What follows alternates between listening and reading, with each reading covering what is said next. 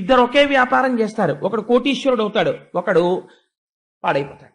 ఎందుకు అవుతాడు అంటే చేసిన పుణ్యం ఉన్నది, ఆ పుణ్యం అయిపోయేంత వరకు ఈశ్వరుడు దాన్ని నడిపిస్తూ ఉంటాడు. బ్యాంకులోంచి విత్డ్రాయిలే పెడుతుంటే కొన్నాళ్ళకి డిపాజిట్ అయిపోతుంది, ఒకనాడు విత్డ్రాయిల్ ఫామ్ ని బ్యాంక్ యాక్సెప్ట్ చేయదు. పుణ్యం అయిపోయాక పాపం ఫలితానికి వచ్చేస్తుంది ఇవ్వడానికి, అప్పుడు పతనం అయిపోతాడు. కాబట్టి పుణ్యం ఖర్చు అయిపోతుంటే మళ్ళీ పుణ్యం సంపాదించేసుకుంటూ ఉండాలి, క్రెడిట్లో పడిపోతుండాలి. కాబట్టి ప్రయత్నపూర్వకంగా పుణ్యం చేసుకుంటూ ఉండాలి. మళ్ళీ చేసుకుంటుంటే దెబ్బతినడు, ఒబ్బిడిగా ఉంటాడు. వచ్చే జన్మల యందు కూడా ఇది నిలబడుతుంది. కాబట్టి అలా ధనం వచ్చింది అనుకోండి, దాన్ని మీరు తృష్ణ అండి ఆయనకి అందుకనే వచ్చిందండి అని మీరు అనకూడదు, తప్పది. ఆ మాట తప్పు. ఆయన చేసుకున్న పుణ్యం ఉంది, పట్టినదల్లా బంగారం అండి ఆయనకి అంటారు. ఒక్కొక్కడు ఏది పట్టికున్నా అంతే ఐశ్వర్యం అలా కలిసి వస్తుంది. నాకు ఒక ఆయన తెలిసి అనపర్తిగా అలా వచ్చింది ఆయనకి, అందుకని పట్టిందల్లా బంగారం అంటారు. కానీ తృష్ణ అంటే ఏమిటో తెలుసా అండి? మీరు చిక్కుకున్నారనుకోండి అందులో, వచ్చిన దాని యందు తృప్తి లేక నేను ఇంకా సంపాదించాలి ఇంకా సంపాదించాలని అనుకున్నారనుకోండి, దీనికి చిత్రం ఏమవుతుందంటే ఒక హద్దు ఉండదు. ఎంత సంపాదించిన తరువాత తృప్తి అన్న ప్రశ్న రాదు. కోట్లు సంపాదించేసేయండి. మీరు ఒక్క విషయం ఆలోచించండి, 84 కోట్ల జీవరాశులు ఉన్నాయి ఈ భూమండలం మీద. ఒక మనిషి తప్ప ప్రపంచంలో ఏ జీవి కూడా తన తర్వాతి తరానికి కాదు కదా, రెక్కలు వచ్చాక ఇంకా దాచదు. అంతే, రెక్కలు వచ్చేవరకే పోషిస్తాయి, రెక్కలు వచ్చాక పోషించవు. అసలు తర్వాత తరానికి దాచడం అన్నది ఎవరికీ తెలియదు, ఒక్క మనిషికే తెలుసు. నేను దాన్ని తప్పు పట్టాను. గృహస్థాశ్రమంలో ఉన్నవాడు పోనీ దాచాడు అనుకోండి, అది పెద్ద దోషమేం కాదు. కానీ అది అర్థం లేని దాపరికం అయిపోయింది అనుకోండి, ఏమైపోతుందంటే ఇది తృష్ణ తిప్పేయడం మొదలు పెడుతుంది. ఇలా తిప్పేస్తే ఏమైపోతుందంటే వాడు ఎందుకు వచ్చాడో ఈ శరీరంతో మర్చిపోతాడు. మర్చిపోయి ఆ తిరగడంలో ఆ డబ్బు సంపాదిస్తాడు సంపాదిస్తాడు సంపాదిస్తాడు సంపాదిస్తాడు ఒకనాడు మరణిస్తాడు. వెళ్ళిపోవాలి కదా, ఎవడైనా వెళ్ళిపోతాడు.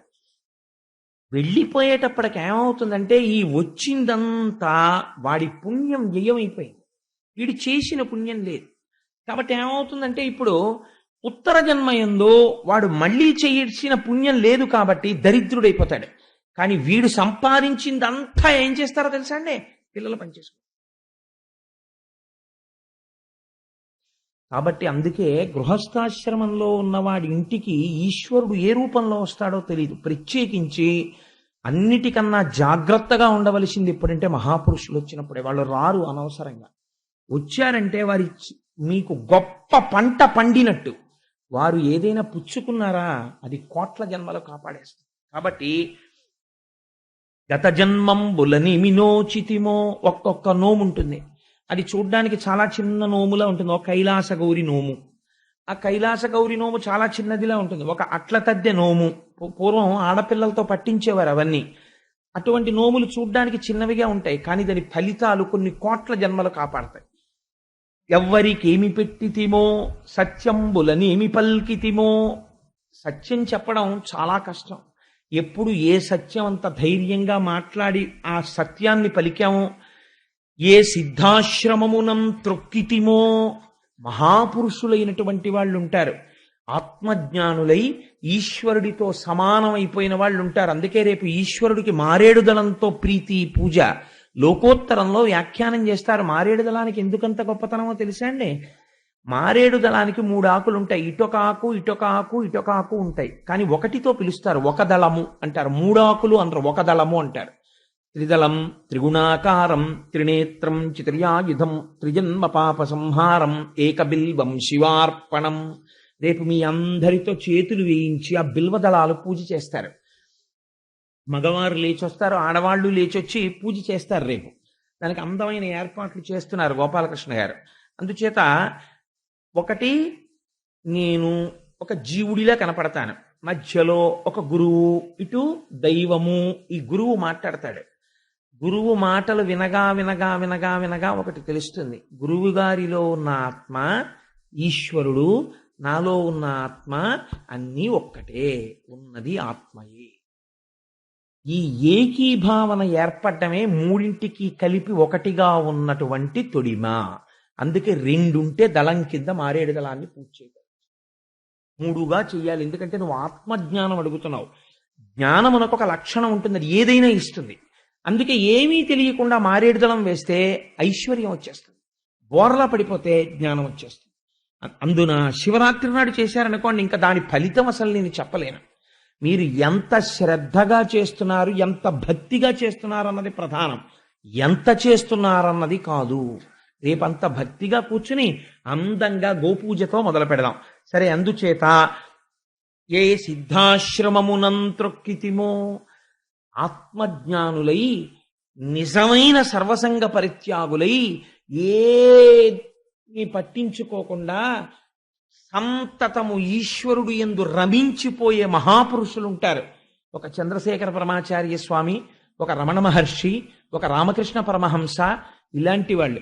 మీరు తెలిసో తెలియకో తిరువణ్ణామలై వెళ్ళి ఒక్కసారి రమణాశ్రమంలోకి అడుగు పెట్టారనుకోండి, చెప్పులు విప్పి, మీరు ఏమీ చేయక్కర్లేదు. అరుణాచలానికి ఉన్న గొప్పతనం అదే. వాడు పూజ చేశాడా, చెయ్యక్కర్లేదు. వాడు ఏమైనా గుళ్ళోకి వెళ్ళి అగరత్తు వెలిగించాడా, అక్కర్లేదు. అరుణాచలంలో అడుగు పెట్టాడు అంతే. కొన్ని కోట్ల జన్మల తర్వాత ఆ స్కాందమంది ఎర్రగీత కొట్టింది. ఇన్ని జన్మల ఒకెత్తు, ఈ జన్మల ఒకెత్తు. ఎందుకంటే ఇప్పుడు వెళ్ళాడు అరుణాచలం, ఓ గీత కొట్టు. అందుకే అసలు అరుణాచలమే అగ్నిలింగం. అసలు మహాశివరాత్రి నాడు ఏర్పడిన జ్యోతిస్తంభం అదే.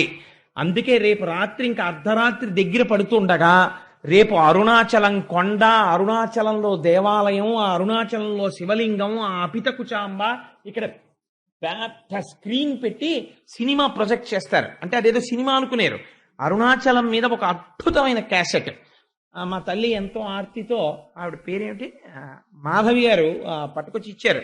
అది రేపు ఆ క్యాసెట్ని వేస్తారు, మీరు చూద్దురు. కానీ ఆ కాలమునందు ఆ శివరాత్రి అర్ధరాత్రి దగ్గర పడుతుండగా ఒక్కసారి ఆ అరుణాచలాన్ని చూసి నమస్కరిస్తే చాలు రేపు.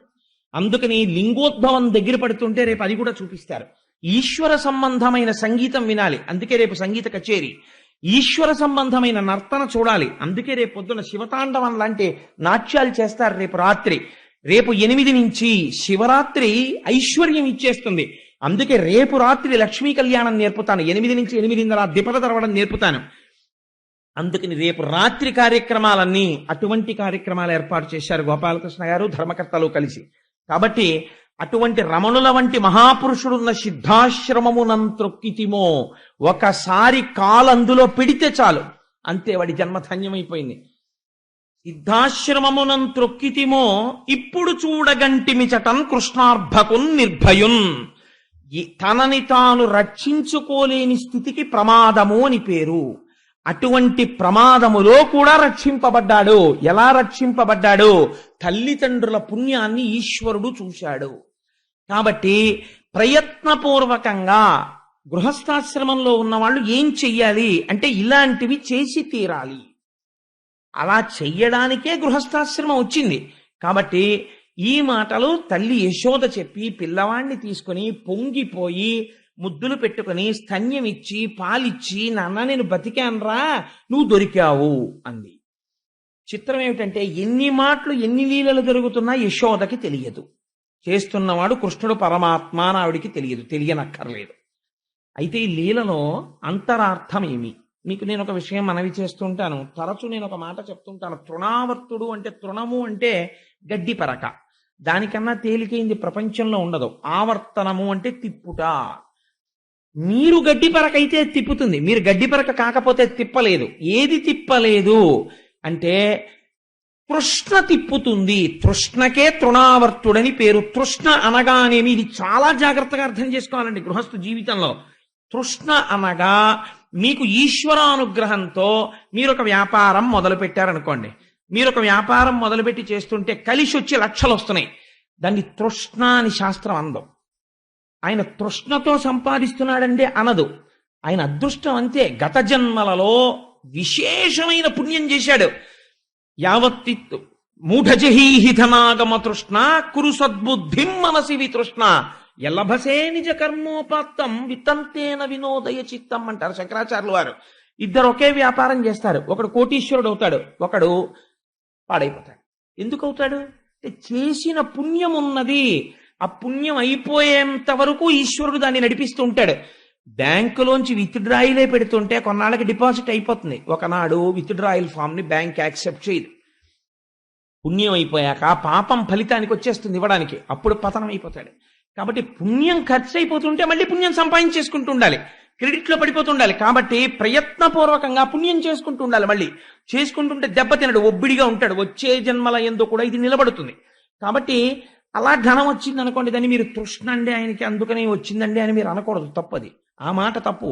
ఆయన చేసుకున్న పుణ్యం ఉంది, పట్టినదల్లా బంగారం అండి ఆయనకి అంటారు. ఒక్కొక్కడు ఏది పట్టికున్నా అంతే, ఐశ్వర్యం అలా కలిసి వస్తుంది. నాకు ఒక ఆయన తెలిసి అనపర్తిగా అలా వచ్చింది ఆయనకి, అందుకని పట్టిందల్లా బంగారం అంటారు. కానీ తృష్ణ అంటే ఏమిటో తెలుసా అండి? మీరు చిక్కుకున్నారనుకోండి అందులో, వచ్చిన దాని యందు తృప్తి లేక నేను ఇంకా సంపాదించాలి ఇంకా సంపాదించాలని అనుకున్నారనుకోండి, దీనికి చిత్రం ఏమవుతుందంటే ఒక హద్దు ఉండదు. ఎంత సంపాదించిన తరువాత తృప్తి అన్న ప్రశ్న రాదు. కోట్లు సంపాదించేసేయండి. మీరు ఒక్క విషయం ఆలోచించండి, 84 కోట్ల జీవరాశులు ఉన్నాయి ఈ భూమండలం మీద. ఒక మనిషి తప్ప ప్రపంచంలో ఏ జీవి కూడా తన తర్వాతి తరానికి కాదు కదా, రెక్కలు వచ్చాక ఇంకా దాచదు. అంతే, రెక్కలు వచ్చేవరకే పోషిస్తాయి, రెక్కలు వచ్చాక పోషించవు. అసలు తర్వాత తరానికి దాచడం అన్నది ఎవరికీ తెలియదు, ఒక్క మనిషికే తెలుసు. నేను దాన్ని తప్పు పట్టాను. గృహస్థాశ్రమంలో ఉన్నవాడు పోనీ దాచాడు అనుకోండి, అది పెద్ద దోషమేం కాదు. కానీ అది అర్థం లేని దాపరికం అయిపోయింది అనుకోండి, ఏమైపోతుందంటే ఇది తృష్ణ తిప్పేయడం మొదలు పెడుతుంది. ఇలా తిప్పేస్తే ఏమైపోతుందంటే వాడు ఎందుకు వచ్చాడో ఈ శరీరంతో మర్చిపోతాడు. మర్చిపోయి ఆ తిరగడంలో ఆ డబ్బు సంపాదిస్తాడు, ఒకనాడు మరణిస్తాడు. వెళ్ళిపోవాలి కదా, ఎవడైనా వెళ్ళిపోతాడు. వెళ్ళిపోయేటప్పటికి ఏమవుతుందంటే ఈ వచ్చిందంతా వాడి పుణ్యం వ్యయమైపోయింది, వీడు చేసిన పుణ్యం లేదు. కాబట్టి ఏమవుతుందంటే ఇప్పుడు ఉత్తర జన్మయంలో వాడు మళ్ళీ చేయాల్సిన పుణ్యం లేదు కాబట్టి దరిద్రుడైపోతాడు. కానీ వీడు సంపాదించిందంతా ఏం చేస్తారో తెలుసా అండి? పిల్లలు పనిచేసుకుంటారు. కాబట్టి ఏమైపోయింది, వీడి పుణ్యము ద్రవ్యముగా మారిపోయింది. ఈ ద్రవ్యము పిల్లలు పనిచేసుకున్నారు. మీరు ఒక్క మాట బాగా జ్ఞాపకం పెట్టుకోండి, మీకు తేలిగ్గా చెప్పేస్తాను. మనకి ఇంటర్నేషనల్ బ్యాంకింగ్ కౌంటర్ ఒకటి ఉంటుంది బ్యాంక్లో. మీరు ఇక్కడి నుంచి అమెరికా వెళ్తున్నారు అనుకోండి, వెళుతుంటే మీరు కోట్ల రూపాయలు సూట్ కేసులో పెట్టుకుని విమానం దిగి అమెరికాలో వెళ్ళి టీ ఇమ్మని 100 రూపాయలు ఇచ్చారనుకోండి, వాడు ఎగాదిగా చూసి డస్ట్బిన్లో మారేస్తాడు. ఏం చేయాలి?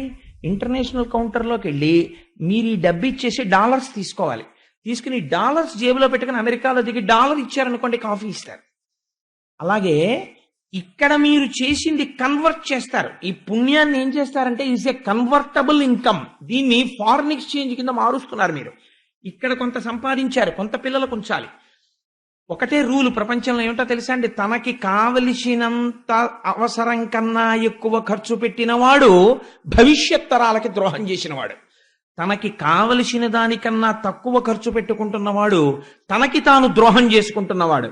తనకి కావలసినది ఖర్చు పెట్టుకుని తన తర్వాత తరాల వారికి ఉంచుకున్నవాడు తాను ధన్యుడవుతున్నవాడు. అంతే రూల్ దానికి.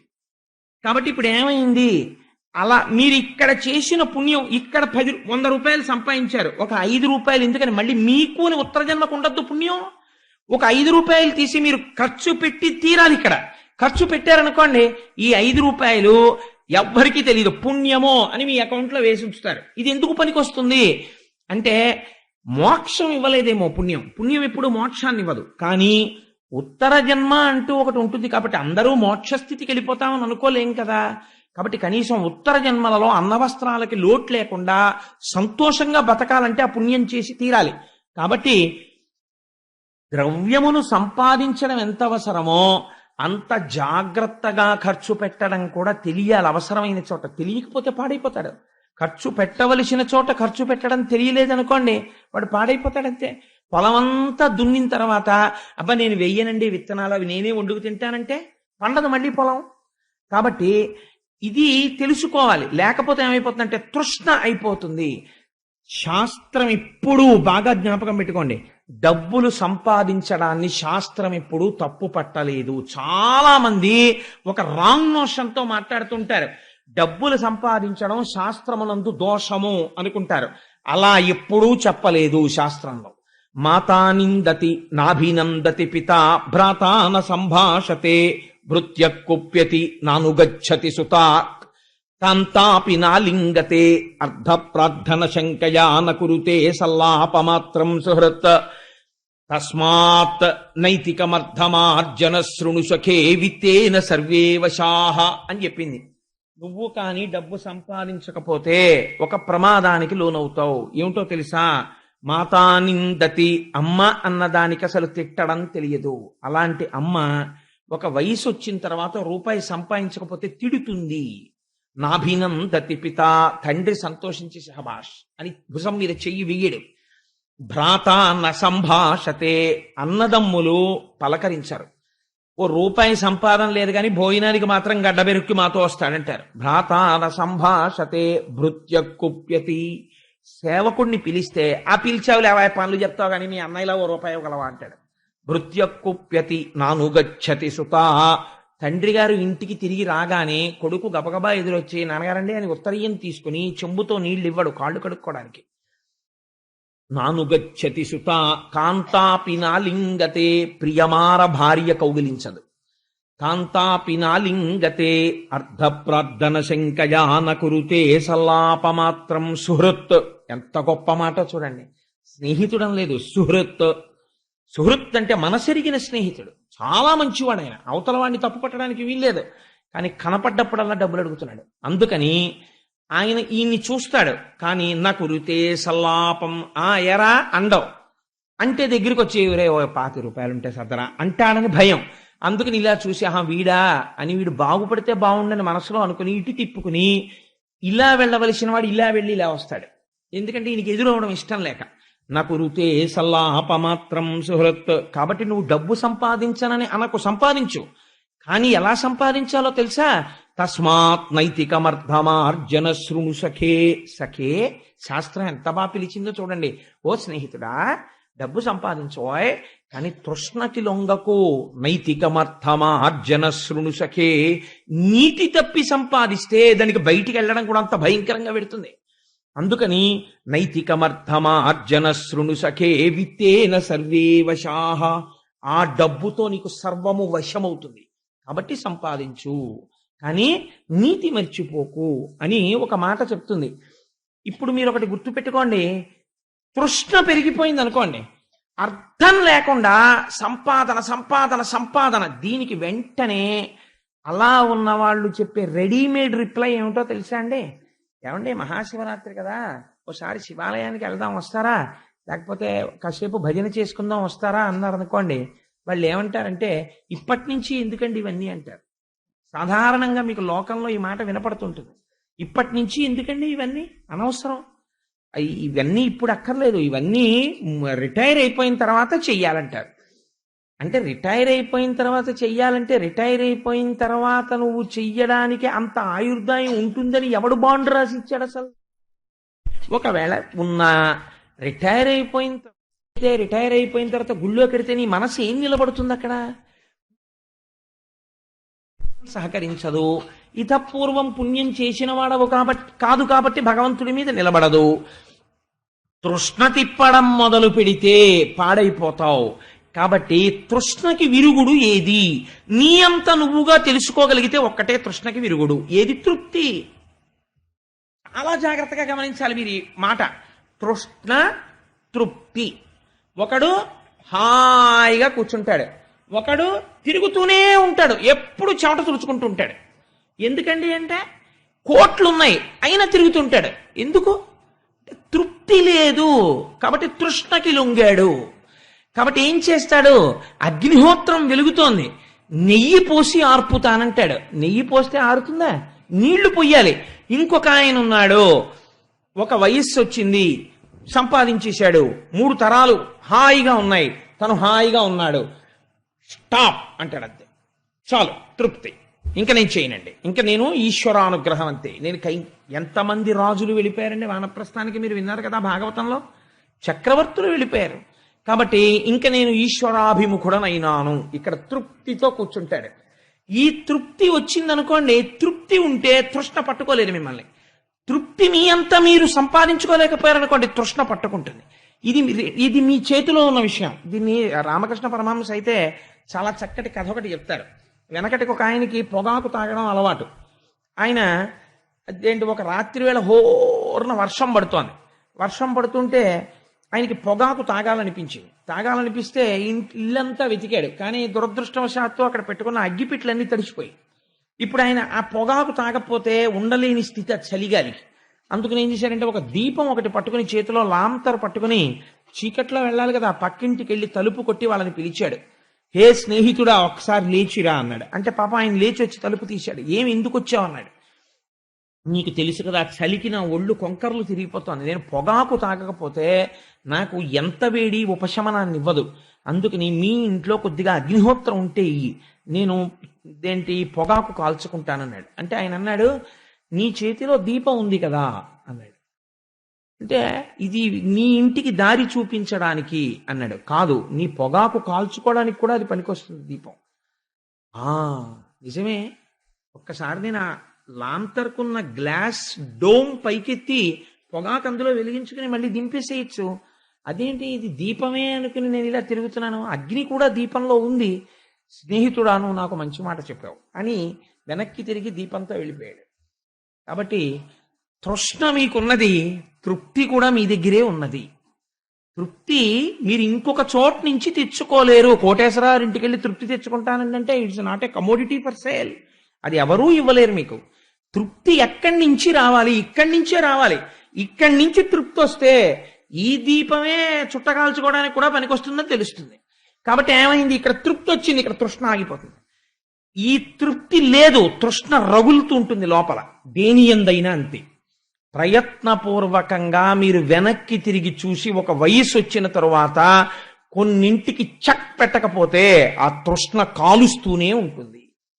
కాబట్టి తృష్ణ తృప్తి రావట్లేదు.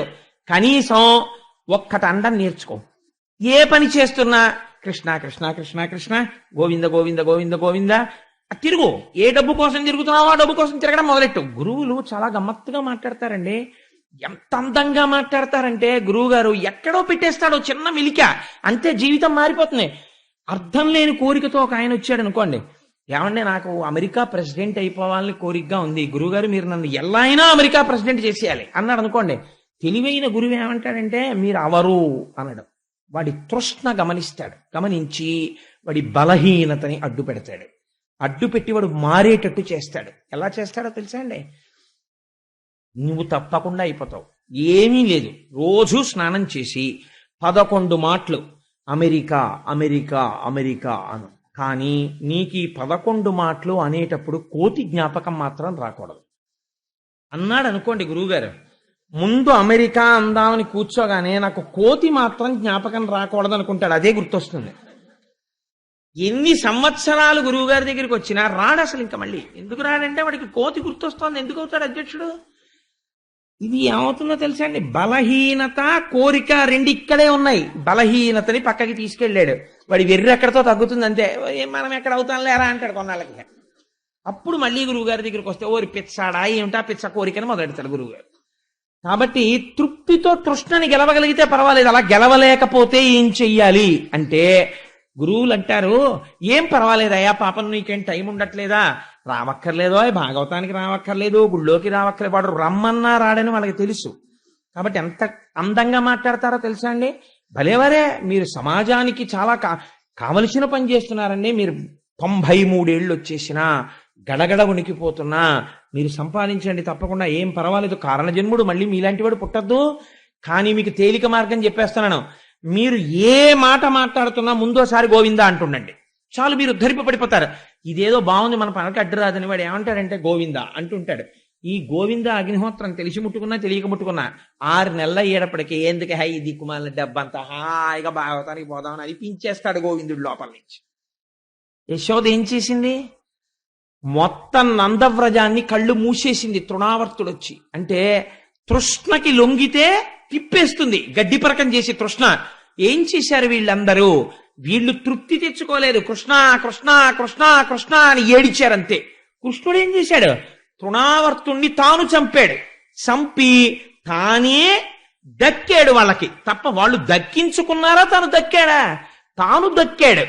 అలా మీరు తెలిసో తెలియకో భాగవతం వినేసి ఈ రోజు గోవింద గోవింద అండని నేర్చుకున్నారనుకోండి, ఏకశబ్ద సమ్యజ్ఞాత సృష్ట ప్రయుక్త స్వర్గే లోకే కామదుగ్భవతి, ఒక్క నామం పట్టుకుని అస్తమాన ఆ నామం చెప్పడం మొదలెట్టారనుకోండి, అదే మిమ్మల్ని భగవంతుడిని మీ దగ్గరికి తీసుకొచ్చి మీ బుద్ధిని మార్చి మిమ్మల్ని సక్రమమైన మార్గంలోకి తిప్పేస్తుంది. తిప్పేసి ఏది గెలవలేక జీవితం పాడైపోతుందో దాన్ని గెలవగలిగిన మార్గాన్ని ఈశ్వరుడు ఇచ్చేస్తాడు.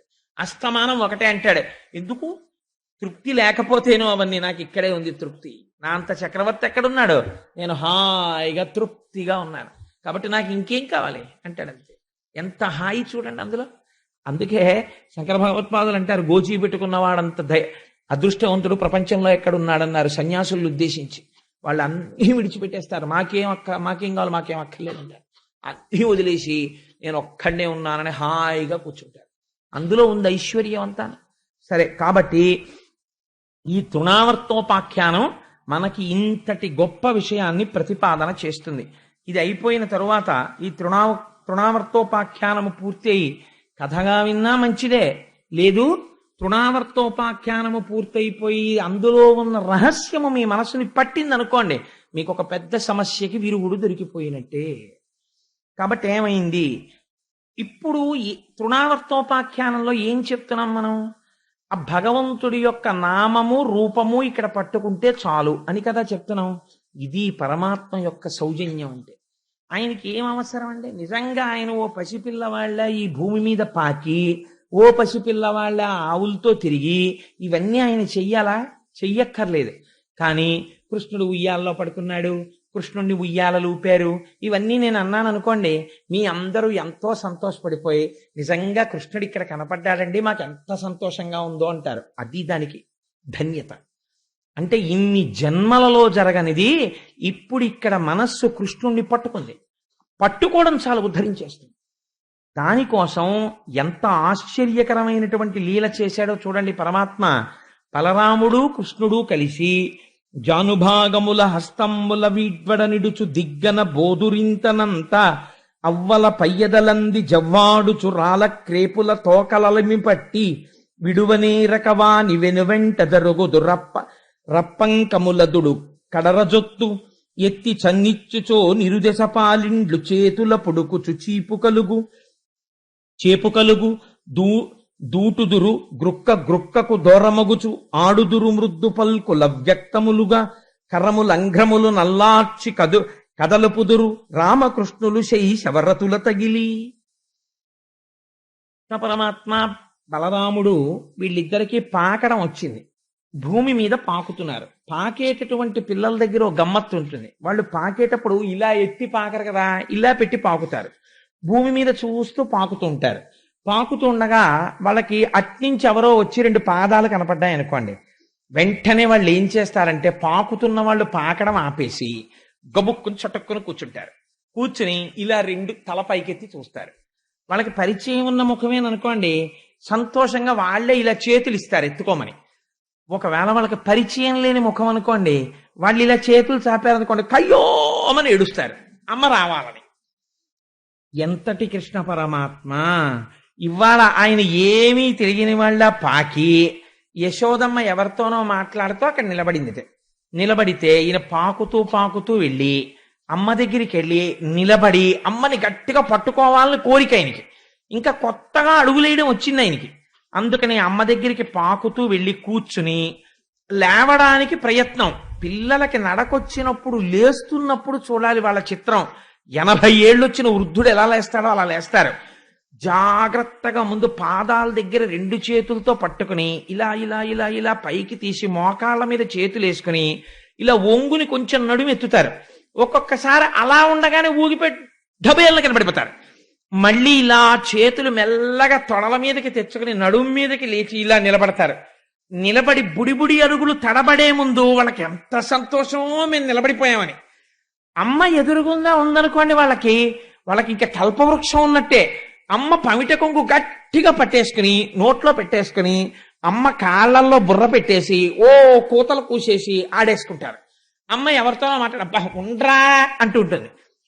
వాళ్ళ అమ్మ పమిట కొంగు ఎంత భద్రమైన వస్తువు పసిపిల్లవాడికి. అలా కృష్ణ పరమాత్మ వచ్చి యశోదాదేవి దగ్గర నిలబడి మెల్లిగా ఇలా చేతులేసి లేవలేక లేవలేక నిలబడిన వాళ్ళ ఇలా చేతులు చాపుతూ లేచి నిలబడి ఓ చిన్న పట్టుపంచ కట్టుకుని మెళ్ళో అమ్మేమో హారాలు వేసింది, లేచి నిలబడి ఆ యశోద పట్టుకొంగు పట్టుకుని అక్కడి నుంచి ఇంకా నిలబడదామని కాదు, బుడిబుడి అడుగులు ఇలా తడబడిపోతుంటాడు కదా, అది గట్టిగా పట్టుకుని ఇలా ఉయ్యాలా ఊపినట్టుగా ఉయ్యాలా ఊగుతున్నట్టు అమ్మ కొంగట్టుకుని ఊగుతుండేవట.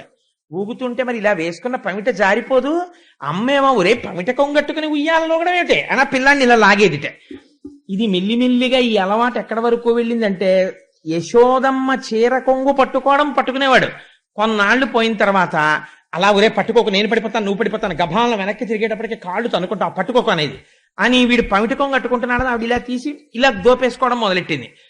అమ్మ పమిట కొంగులా మనకు ఆధారం ఏది, అది పట్టుకుని మనం ఇలా తడబడుతూ ఊగేందుకు ఏం దొరుకుతుందని చూశాడు. ఆవులు కనపడ్డాయి, వీటి తోకలు పట్టుకుంటే బాగుంటుంది అనుకున్నట్ట అనుకుని ఆక్కుంటూ ఆవు వెనకాతలకెళ్ళి, ఆవులు ఏం అదృష్టం చేసుకున్నాయండి నిజంగా, దానికి పైగా తెల్లటి తోక నల్లటి కుచ్చు వేలాడుతుంటుంది, ఆ నల్లటి కుచ్చట్టుకుని జాగ్రత్తగా తోకట్టుకుని పైకి లేచేవట. తోక ఇలా మర్రి ఊడ వేళ్లాడినట్టు వేళ్లాడుతుంది, ఇంకా తోకట్టుకుని ఇటు నడవా అటు నడవా, ఆవేమో వెనక్కి అడుగులయ్యా పక్కలకు అడుగులయ్యా, ఇలా వెనక్కి తిరిగి చూస్తూ ఉండను. ఇంతలో యశోద ఏమిటి అల్లరని పైకొచ్చి చూసేటప్పటికి తోకట్టుకు ఆడుతుండేవాడు. ఉరే ఉరే ఉరే ఉరే ఆవు తోకట్టుకు ఆడుతున్నావు, దాన్ని డెక్క పెట్టి తొక్కేసిందంటే ఆ చిన్ని చిన్ని కాళ్ళు పచ్చడైపోతాయిరా, నీకు బుద్ధి లేదని చెప్పి తీసుకుని ఒక్కటి కొడదామని ఇలా చెయ్యెత్తి చూసి ఆయన్ని కొట్టడమే, ఆయన ముఖం వంక చూసి ఆ బుగ్గలు చూసి ఓ దొంగ నవ్వు నవ్వేసేవాడు. ఆ నవ్వు చూసి, ఆ వస్తున్న పళ్ళు చూసి, ఆ ఎర్రటి నోరు చూసి, ఆ నల్లటి కళ్ళు చూసి, ఆ గిరజాల జుత్తు చూసి, ఆ రెండు చేతులు ఎత్తి అమ్మ భుజాల మీద వేసేసి అమ్మ కంఠం కింద తల పెట్టేసి పకపక నవ్వేసి అమ్మ వంక ఇలా చూసి అమ్మ బుగ్గలు అట్టుకుంటే పొంగిపోయేది.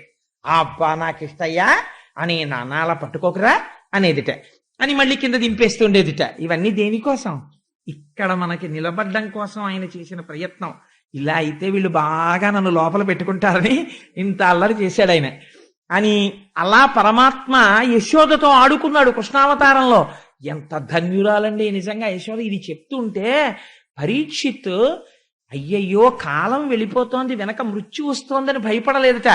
అమ్మో భాగవతం వినడం పూర్తి అవ్వకుండా వెళ్ళిపోను కదా అని బెంగపెట్టుకున్నట్ట. ఇలా శుకుడు ఆగి ఊపిరి తీసుకుంటే చెప్పండి చెప్పండి చెప్పండి అనేవట. తనకి మృత్యువు భాగవతం పూర్తవకుండా వచ్చేస్తుందేమోనని. అంటే కృష్ణ కథ ఎంత ఆనందంగా ఉండేదో ఆయనకి దశమస్కందం దగ్గరికి వచ్చేటప్పటికి. అలా ఆడుకుంటున్నటువంటి కృష్ణులు మెల్లమెల్లగా మెల్లమెల్లగా కొంచెం గబుక్కుని లేచి నిలబడ్డాం, అడుగులు వేయడం వచ్చింది. తడవాడిరి బలకృష్ణులు తడవాడిరి వారి చూచి తగరంబాదుల్, తడవాడిరరులు భయమున్న తడవాడిరి వారి చూచి మునులను వేట్కన్ అంటారు పోతన గారు.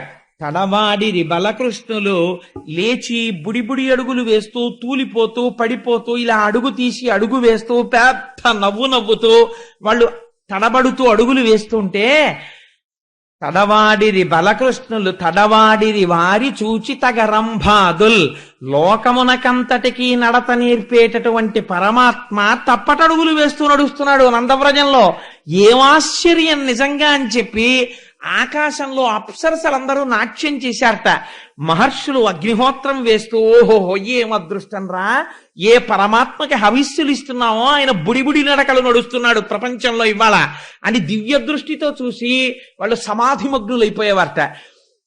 ఆయన బుడిబుడి అడుగులు చూసి రాక్షసులకి మరణకాలము దగ్గరికి వచ్చి వాళ్ళ అడుగులు తడబడడం మొదలెట్టేటే.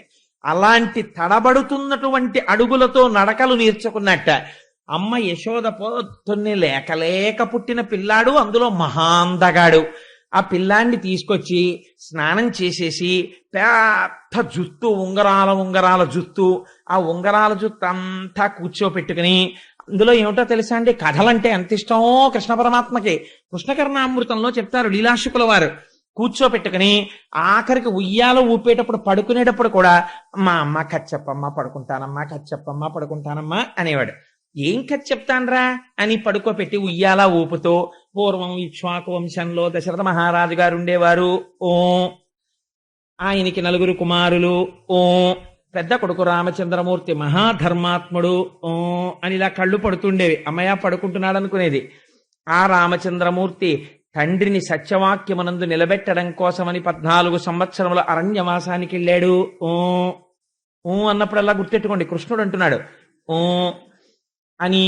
ఆయన అరణ్యవాసానికి వెళ్ళిన తర్వాత సీతమ్మ తల్లిని దుర్మార్గుడైన దశకంఠుడైన రావణాసురుడు అపహరించి తీసుకుపోయాడు అనేటప్పటికీ ఆ ఉయ్యాలలో పడుకున్న కృష్ణుడు ఒక్కసారి ఉయ్యాల్లోంచి లేచి లక్ష్మణ ఇలా పట్ర ధనస్సు అన్నట్ట.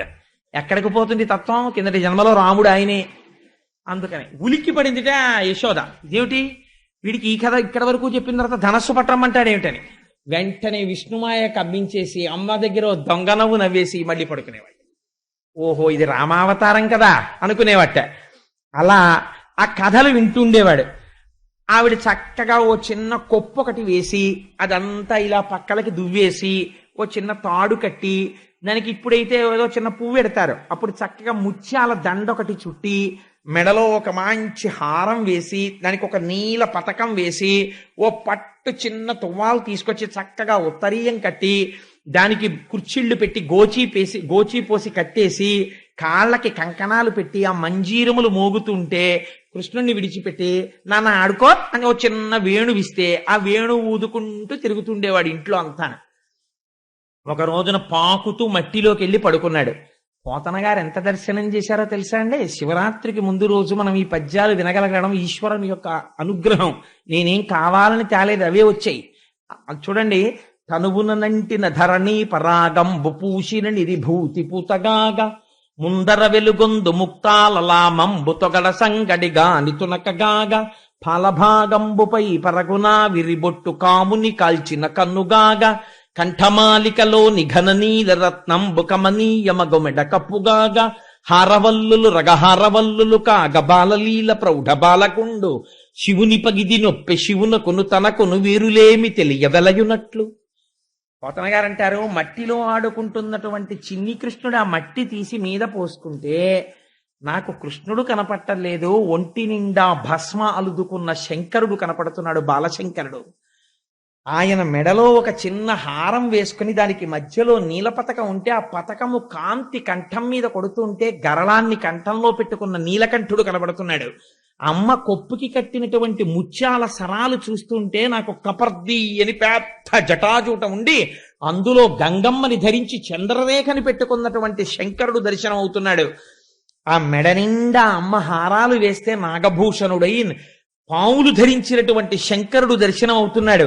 చిన్ని కృష్ణుడు నా వంక చూసి పోయిపోతానా, కృష్ణుడు శివుడు అని 2 లేరయ్యా అని నాకు పాఠం చెప్పినట్టు కృష్ణుడు శివుడు అని 2గా కనపడుతున్నది ఒకటే తత్వము సుమా అని నాకు పాఠం చెప్పాడా అన్నట్టుగా కనపడ్డాడు అని పోతన గారు పద్యం రాసుకున్నారు.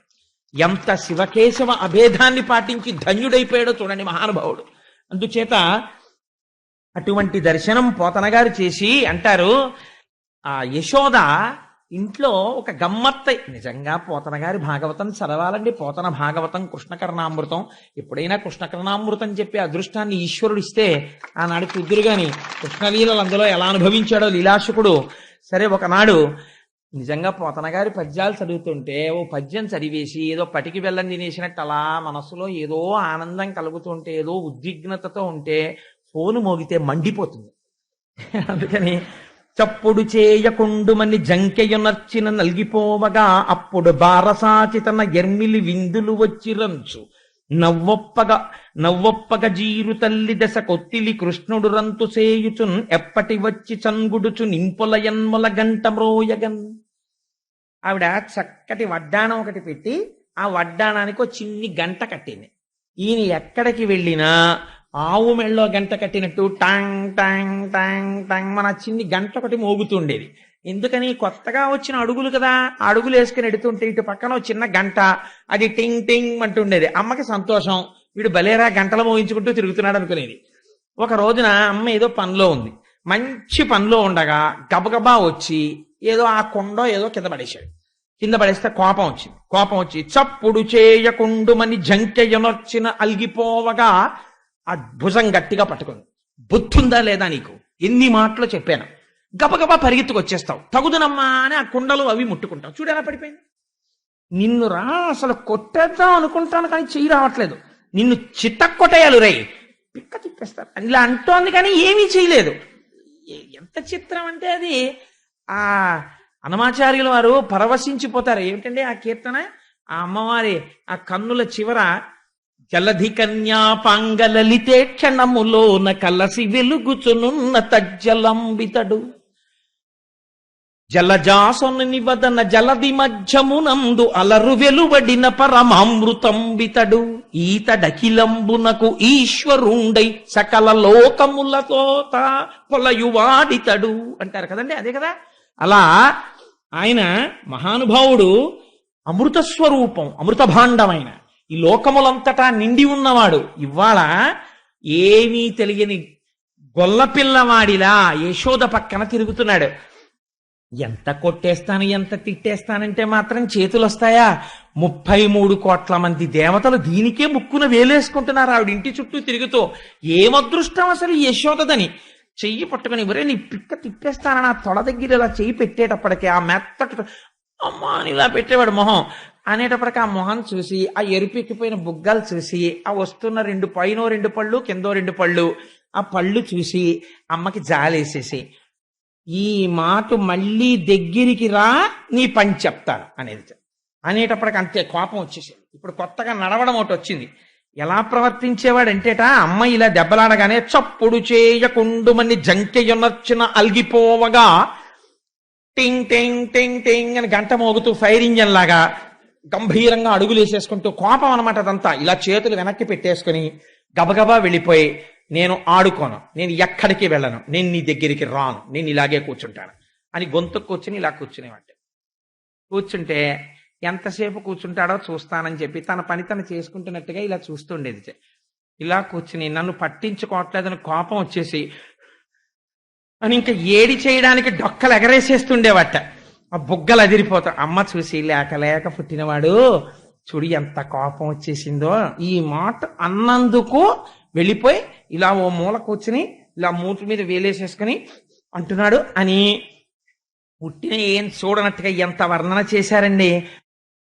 అప్పుడు బారసాచి తన ఎర్మిలి విందుల వచ్చిరంచు ఇలా వెనక్కి తిరిగి కృష్ణుడు అక్కడ ఉన్నాడని చూడనట్టుగా ఉట్టినే కాసేపు అలా ఏదో తిరిగినట్టు తిరిగి ఇలా డబ్బా తీసి ఏడీనా చిన్ని కిట్టయ్యా అని డబ్బా అక్కడ పెట్టేసి ఉట్టినే కావాలని అక్కడ ఉన్నటువంటి ఓ చిన్న ఏదో ఓ చీర ఆరేసి ఉంటే చీర పక్కకి తీసి ఏడబ్బా నా చిన్ని కృష్ణుడు ఎక్కడికి వెళ్ళిపోయాడు, నా కన్న తండ్రికి నా మీద కోపం రాదే, నేను పిలవగానే వచ్చేస్తాడే, అమ్మంటే వాడికి అంత ఇష్టమో, నేను ఏమన్నా పట్టించుకోడు, నాన్న కన్నయ్య అన్నానంటే చాలు ఎక్కడున్నా పరిగెత్తుకొచ్చేస్తాడు నా తండ్రి. చూడు నేను ఎలా పిలుస్తానో నా చిన్ని నాన్నని అని కళ్ళు మూసుకుని ఇలా చేతులు చాపి పోతన గారు వర్ణిస్తారు.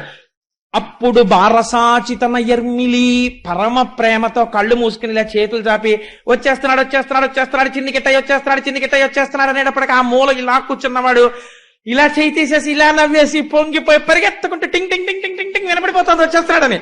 వచ్చేసి అమ్మ 2 చేతుల్లో పడిపోయి అమ్మ వచ్చేసానమ్మా నీ కన్నయ్యన వచ్చేసాననేవాట.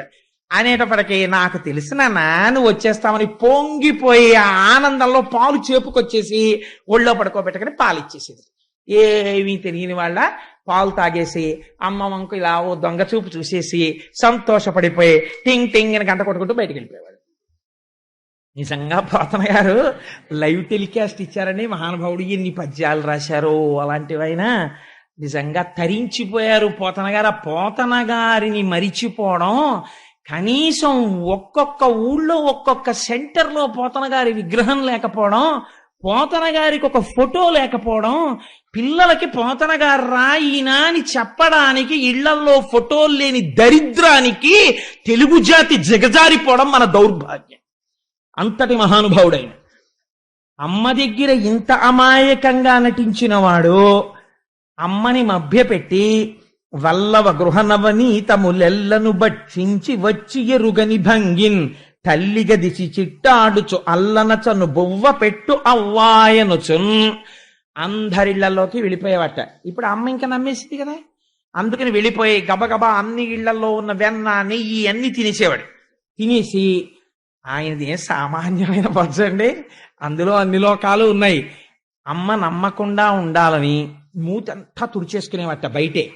శుభ్రంగా ఆడుకుని వచ్చిన వాళ్ళ ఆ మట్టి అవి చేతులకి ఒంటికి బాగా పూసేసుకుని బయటే ఒరే గుప్చిప్ ఎవరు చెప్పకండి అనేవాడు అని ఆ ఆకులకి అలమలకి తుడిచేసేవాడు. ఆవులకి రాసేసేవాడు ఆ వెన్న నెయ్యిని. రాసేసి ఇంట్లోకి వస్తూనే ఒంటి తలుపులు అవన్నీ మధ్యలో ఇలా అడ్డంగా ఉండి ఆ తలుపు ఇలా తోస్తా, అమ్మ ఆకలేసేస్తోందమ్మా బువ్వ పెట్టమ్మా, మనకు బువ్వ పెట్టమ్మా అంటూ ఇంట్లోకి వచ్చేవాడు. అమ్మ అనుకునేది పాపం ఎంత ఆకలిస్తుందో, ఇందాక ఎప్పుడో పాలు తాగి వెళ్ళిపోయాడు పిల్లాడు, చెప్పి దానన్నా బువ్వ పెడతాను అని చెప్పి నీ కోసం పప్పు వండాను, నీ కోసం చక్కెర పొంగలు వండాను అని అన్నీ కూర్చోపెట్టి కలిపి నోట్లో పెడితే కథ చెప్పు తింటాననేవాడు. మళ్ళీ ఇదోటి లంచం, ఓ కథ ఏదో. అప్పుడు స్వామి మత్స్యావతారం ఎత్తారు అంటే ఏమీ తెలియని వాళ్ళ అంటూ గుటుక్కుని మింగేస్తే అంతా పెట్టేసి ఏ గొల్ల కాంతలో వచ్చి చూసేశారేమోనని ఆవిడికి బెంగ. ఆఖరణ ముద్దిలా ఉప్పు తీసేసి ఇరుగు దృష్టి పొరుగు దృష్టి వాళ్ళ దృష్టి వీళ్ళ దృష్టి అన్ని పటాపంచలు అయిపోవాలని తీసుకెళ్లి వీధిలో పారేసి నాన్న మూతి కడిగేసుకొని మూతి కడిగేసి కాసేపు బొజ్జ పైకొచ్చింది దృష్టి తగులుతుంది అందుకని చెప్పి పై వరకు కట్టేసుకుని పడుకో కాసేపు అని పడుకోబెట్టేసి ఏం చేసి వచ్చాడు, ఊళ్ళో వెనలని తినేసి వచ్చాడు.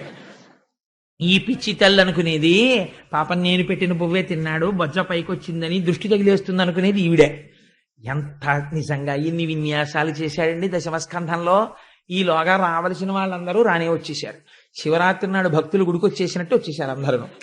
వచ్చేస్తే ఆవిడ అనుకుంది ఏమిటి ఇంతమంది వచ్చారు ఇవాళ మధ్యాహ్నం మా ఇంటికి టీవీలో ఏమైనా సీరియల్లా ఏమిటి అనుకుని ఏమిటమ్మా మీ అందరూ వచ్చారు అని అడిగేటప్పటికి పడుకోమంది కదా లోపల అని రెండని ఆవిడకి ఏం తెలిసి ఎందుకు వచ్చారో రండి కూర్చోండి అంది అమ్మలక్కాలని అని తను కూడా కూర్చుంటే ఆయన వచ్చి చక్కగా కృష్ణ పరమాత్మ అమ్మ నేను నీ దగ్గరే పడుకుంటానమ్మా అని చెప్పి ఒళ్ళోకి వచ్చి పడుకుని ఎప్పుడూ అమాయకత్వం ఒకటి అమ్మ పవిట కొంగు తీసి వేలుకు చుట్టేసుకుని ఇలా నోట్లో పెట్టుకు చప్పరిస్తున్న వాళ్ళ మాట్లాడుతుంటే వాళ్ళ వంక అమ్మ వంక చూస్తుండేవాడు. మీరు చూద్దురుగా, నేను అబద్ధం చెప్పట్లేదు, పద్యాలు చూద్దురు కానీ మీరు అలా పడుకుంటే అదో సంతోషం. కొడుకు ఒళ్ళో పడుకున్నాడని సంతోషంగా వచ్చిన వాళ్ళందరినీ ఏమిటమ్మా మీరందరూ ఇలా వచ్చారు అని అడిగింది. ఇంకా కంప్లైంట్ సెల్ మొదలు గ్రీవెన్స్ సెల్.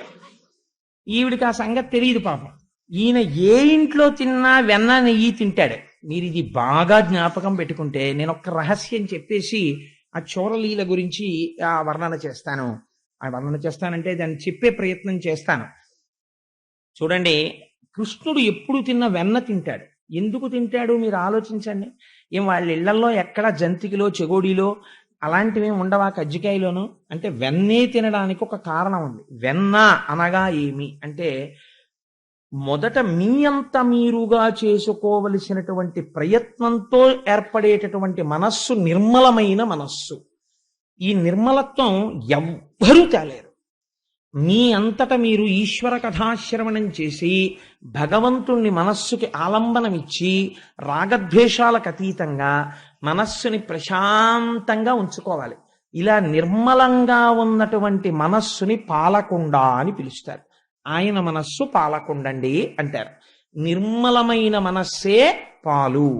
ఇప్పుడు ఈ నిర్మలమైన మనస్సు అలా నిలబడ్డంలో ఇప్పుడు దీనికి ఈశ్వరుణ్ణి తీసుకొచ్చి మీరు ఆలంబనం ఇచ్చారనుకోండి, అది పొంగిపోవడం మొదలెడుతుంది. భక్తితో కూడిన కర్మాచరణము, ఎంతో సంతోషమైనటువంటి పూజ చేయడం మొదలు పెడతారు. పూజ ఎప్పుడూ బర్డెన్ కాకూడదు.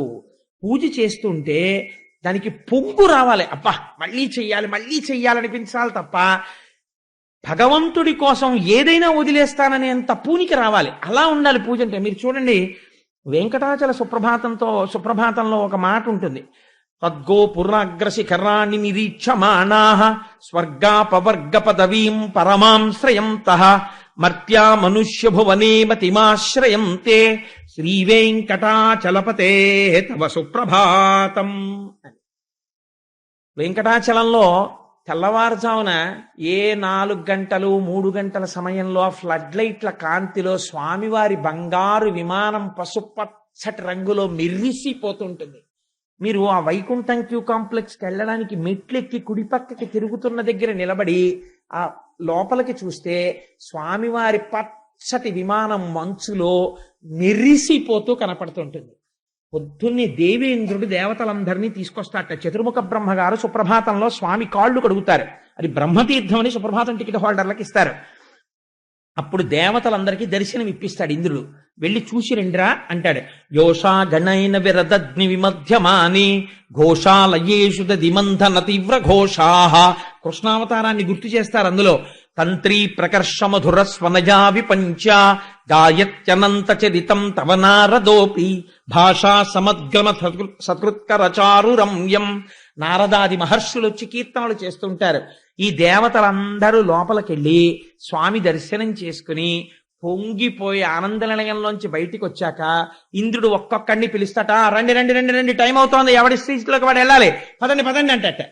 అంటే ఇప్పటి వరకు ఇంద్రుడి దగ్గర ఇలా అనకవుగా ఉన్న వాళ్ళు అంటారట, వెళ్ళవా మేము రాం, అవతలకి మేము రాం అంటారు. ఏమిటి రోయ్ రాను రానంటున్నావు? దేవలోకంలో పోస్ట్ అది పోతుంది తెలుసా?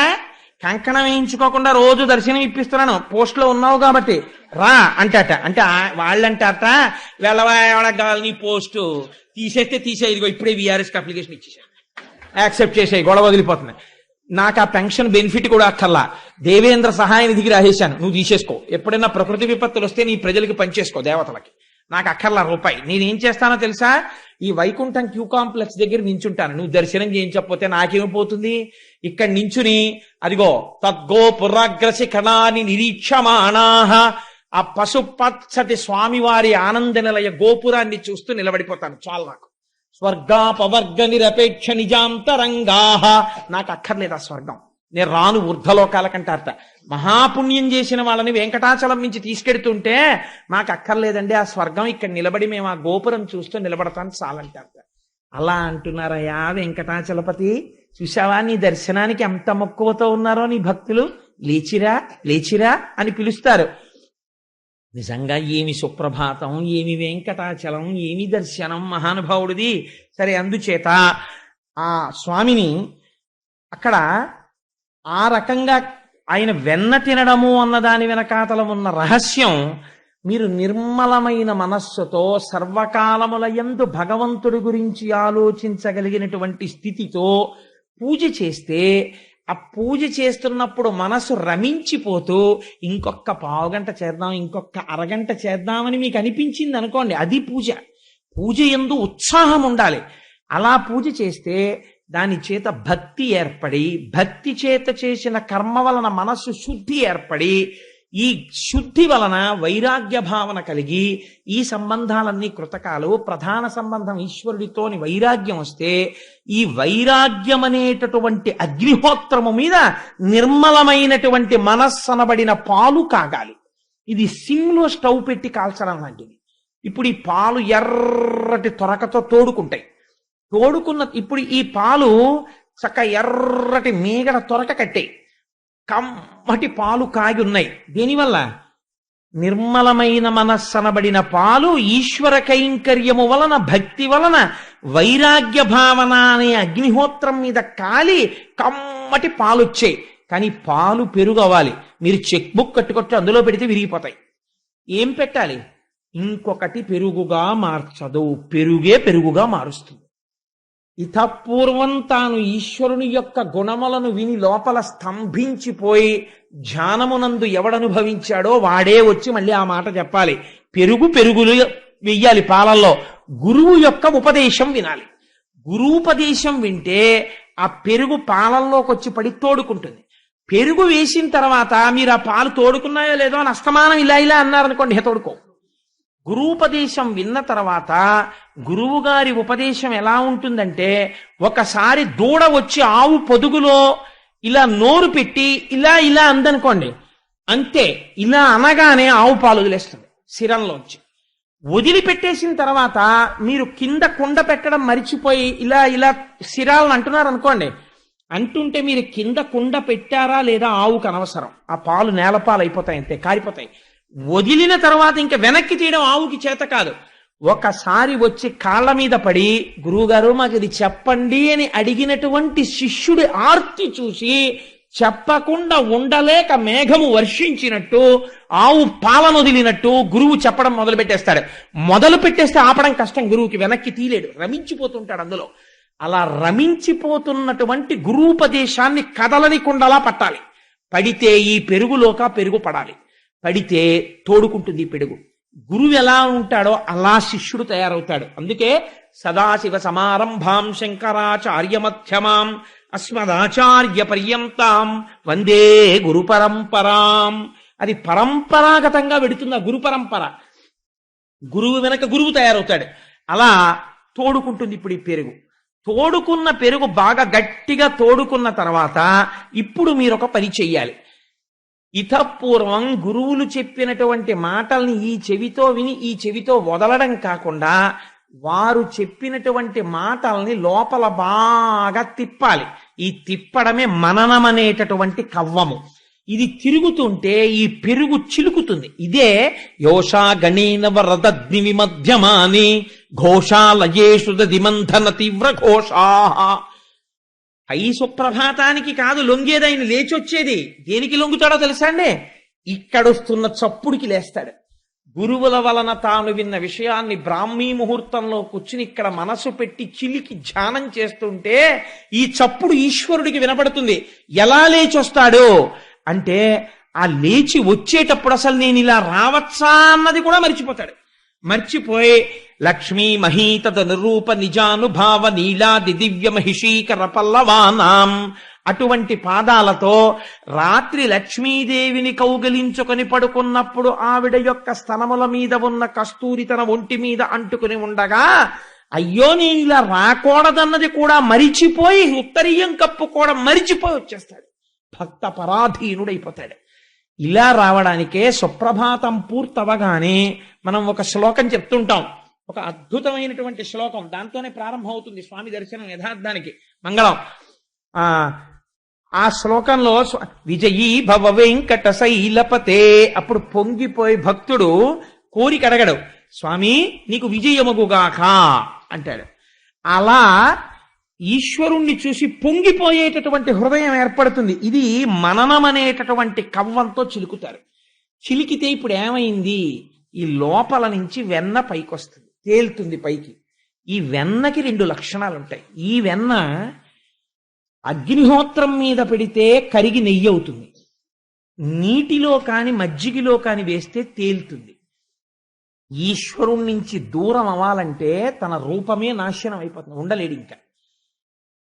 భగవత్ సంబంధమైన జ్ఞానం అనేటటువంటి అగ్నిహోత్రం తగిలితే ఇప్పటి వరకు పాలలోనే ఉన్న పైకి కనపడని నెయ్యి ఇప్పుడు పైకి వస్తుంది. చిట్ట చివరి దశ.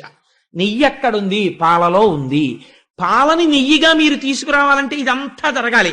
నేతిని పాలు చెయ్యండి, ఇక అవదు. ఒకసారి బ్రహ్మజ్ఞానమును పొందేసిన తర్వాత ఇంకా తాను వెనక్కి వెళ్ళడిగా. తాను ప్రారబ్ధం అయిపోయేంత వరకు శరీరంలో ఉండి, ఇది సంకెళ్ళు వసుదేవుడు తగిలించుకోవడం. శరీరము పడిపోతుండగా సంతోషంగా అమ్మయ్యా వదిలిపెట్టేశానని. అందుకే రమణులకి చిట్ట చివరిలో అనారోగ్యం వస్తే గుడారమునందున్న ఏనుగు అనేవారు. ఎంత తొందరగా వదిలేద్దామా అని కురిడి అయిపోయిన కొబ్బరికాయ పెంకు వదిలినట్టు విడివడి ఉంటాడు లోపల. ఇది పడిపోతుంటే అమ్మయ్యా నాకు అవధులు తొలగిపోయాయని అనంతమైన బ్రహ్మమునందు కలుస్తాడు. ఇటువంటి వెన్న, అపారమైన ప్రేమ ఏది ఉన్నదో ఈ ఆత్మజ్ఞాన స్వరూపమైన వెన్న నెయ్యి కాదు. ఇంకా ఇది కరగాలి అంటే బుకిష్ నాలెడ్జ్ అంటారు. నేను లోపల ఉన్నది, ఈ నేను ఆత్మ. నాలాంటి వాడు ఏదో ఓ మాట చెప్పాడు అనుకోండి, నేను ఆత్మజ్ఞానిని అయిపోయినట్టే దాని అర్థం. ఇది అపరోక్షానుభూతి కింద మారాలి, ఆత్మ దర్శనం అవ్వాలి. ఈ దర్శనం అవ్వడానికి నిధిధ్యాసనములోనికి వెళ్ళాలి. అత్యంత ప్రశాంతమైన ప్రదేశమునందు కూర్చుని ఈ వెన్న మళ్ళీ ఎందుకు పనికొస్తుంది అంటే ఎవ్వరికీ పనికిరాదు ఈ లోపలి వెన్న. ఇది ఈశ్వరుడికే పనికొస్తుంది. ఈ తలంపుల్ని పట్టుకెళ్ళి 5 రూపాయలకో 10 రూపాయలకో అమ్ముకోవడమో, ఇన్సెంటివ్ ఇవ్వడమో, ప్రమోషన్ ఇవ్వడమో ఇవ్వడు. పైగా ఒక స్థితిలో ఏమైపోతుందో తెలుసా అండి, లోకానికి పనికిరాని వాడిగా కనపడతాడు. ఆయనకి ఏం అక్కర్లేదండి, ఏమిటో ఎప్పుడు ఏదో తలుచుకుంటూ సంతోషపడిపోతూ అలా కూర్చుంటాడండి అంటారు. కానీ ఇప్పుడు ఈ వెన్న ఒక్క ఈశ్వరుడే తింటాడు, అన్యులు తినలేరు దాన్ని.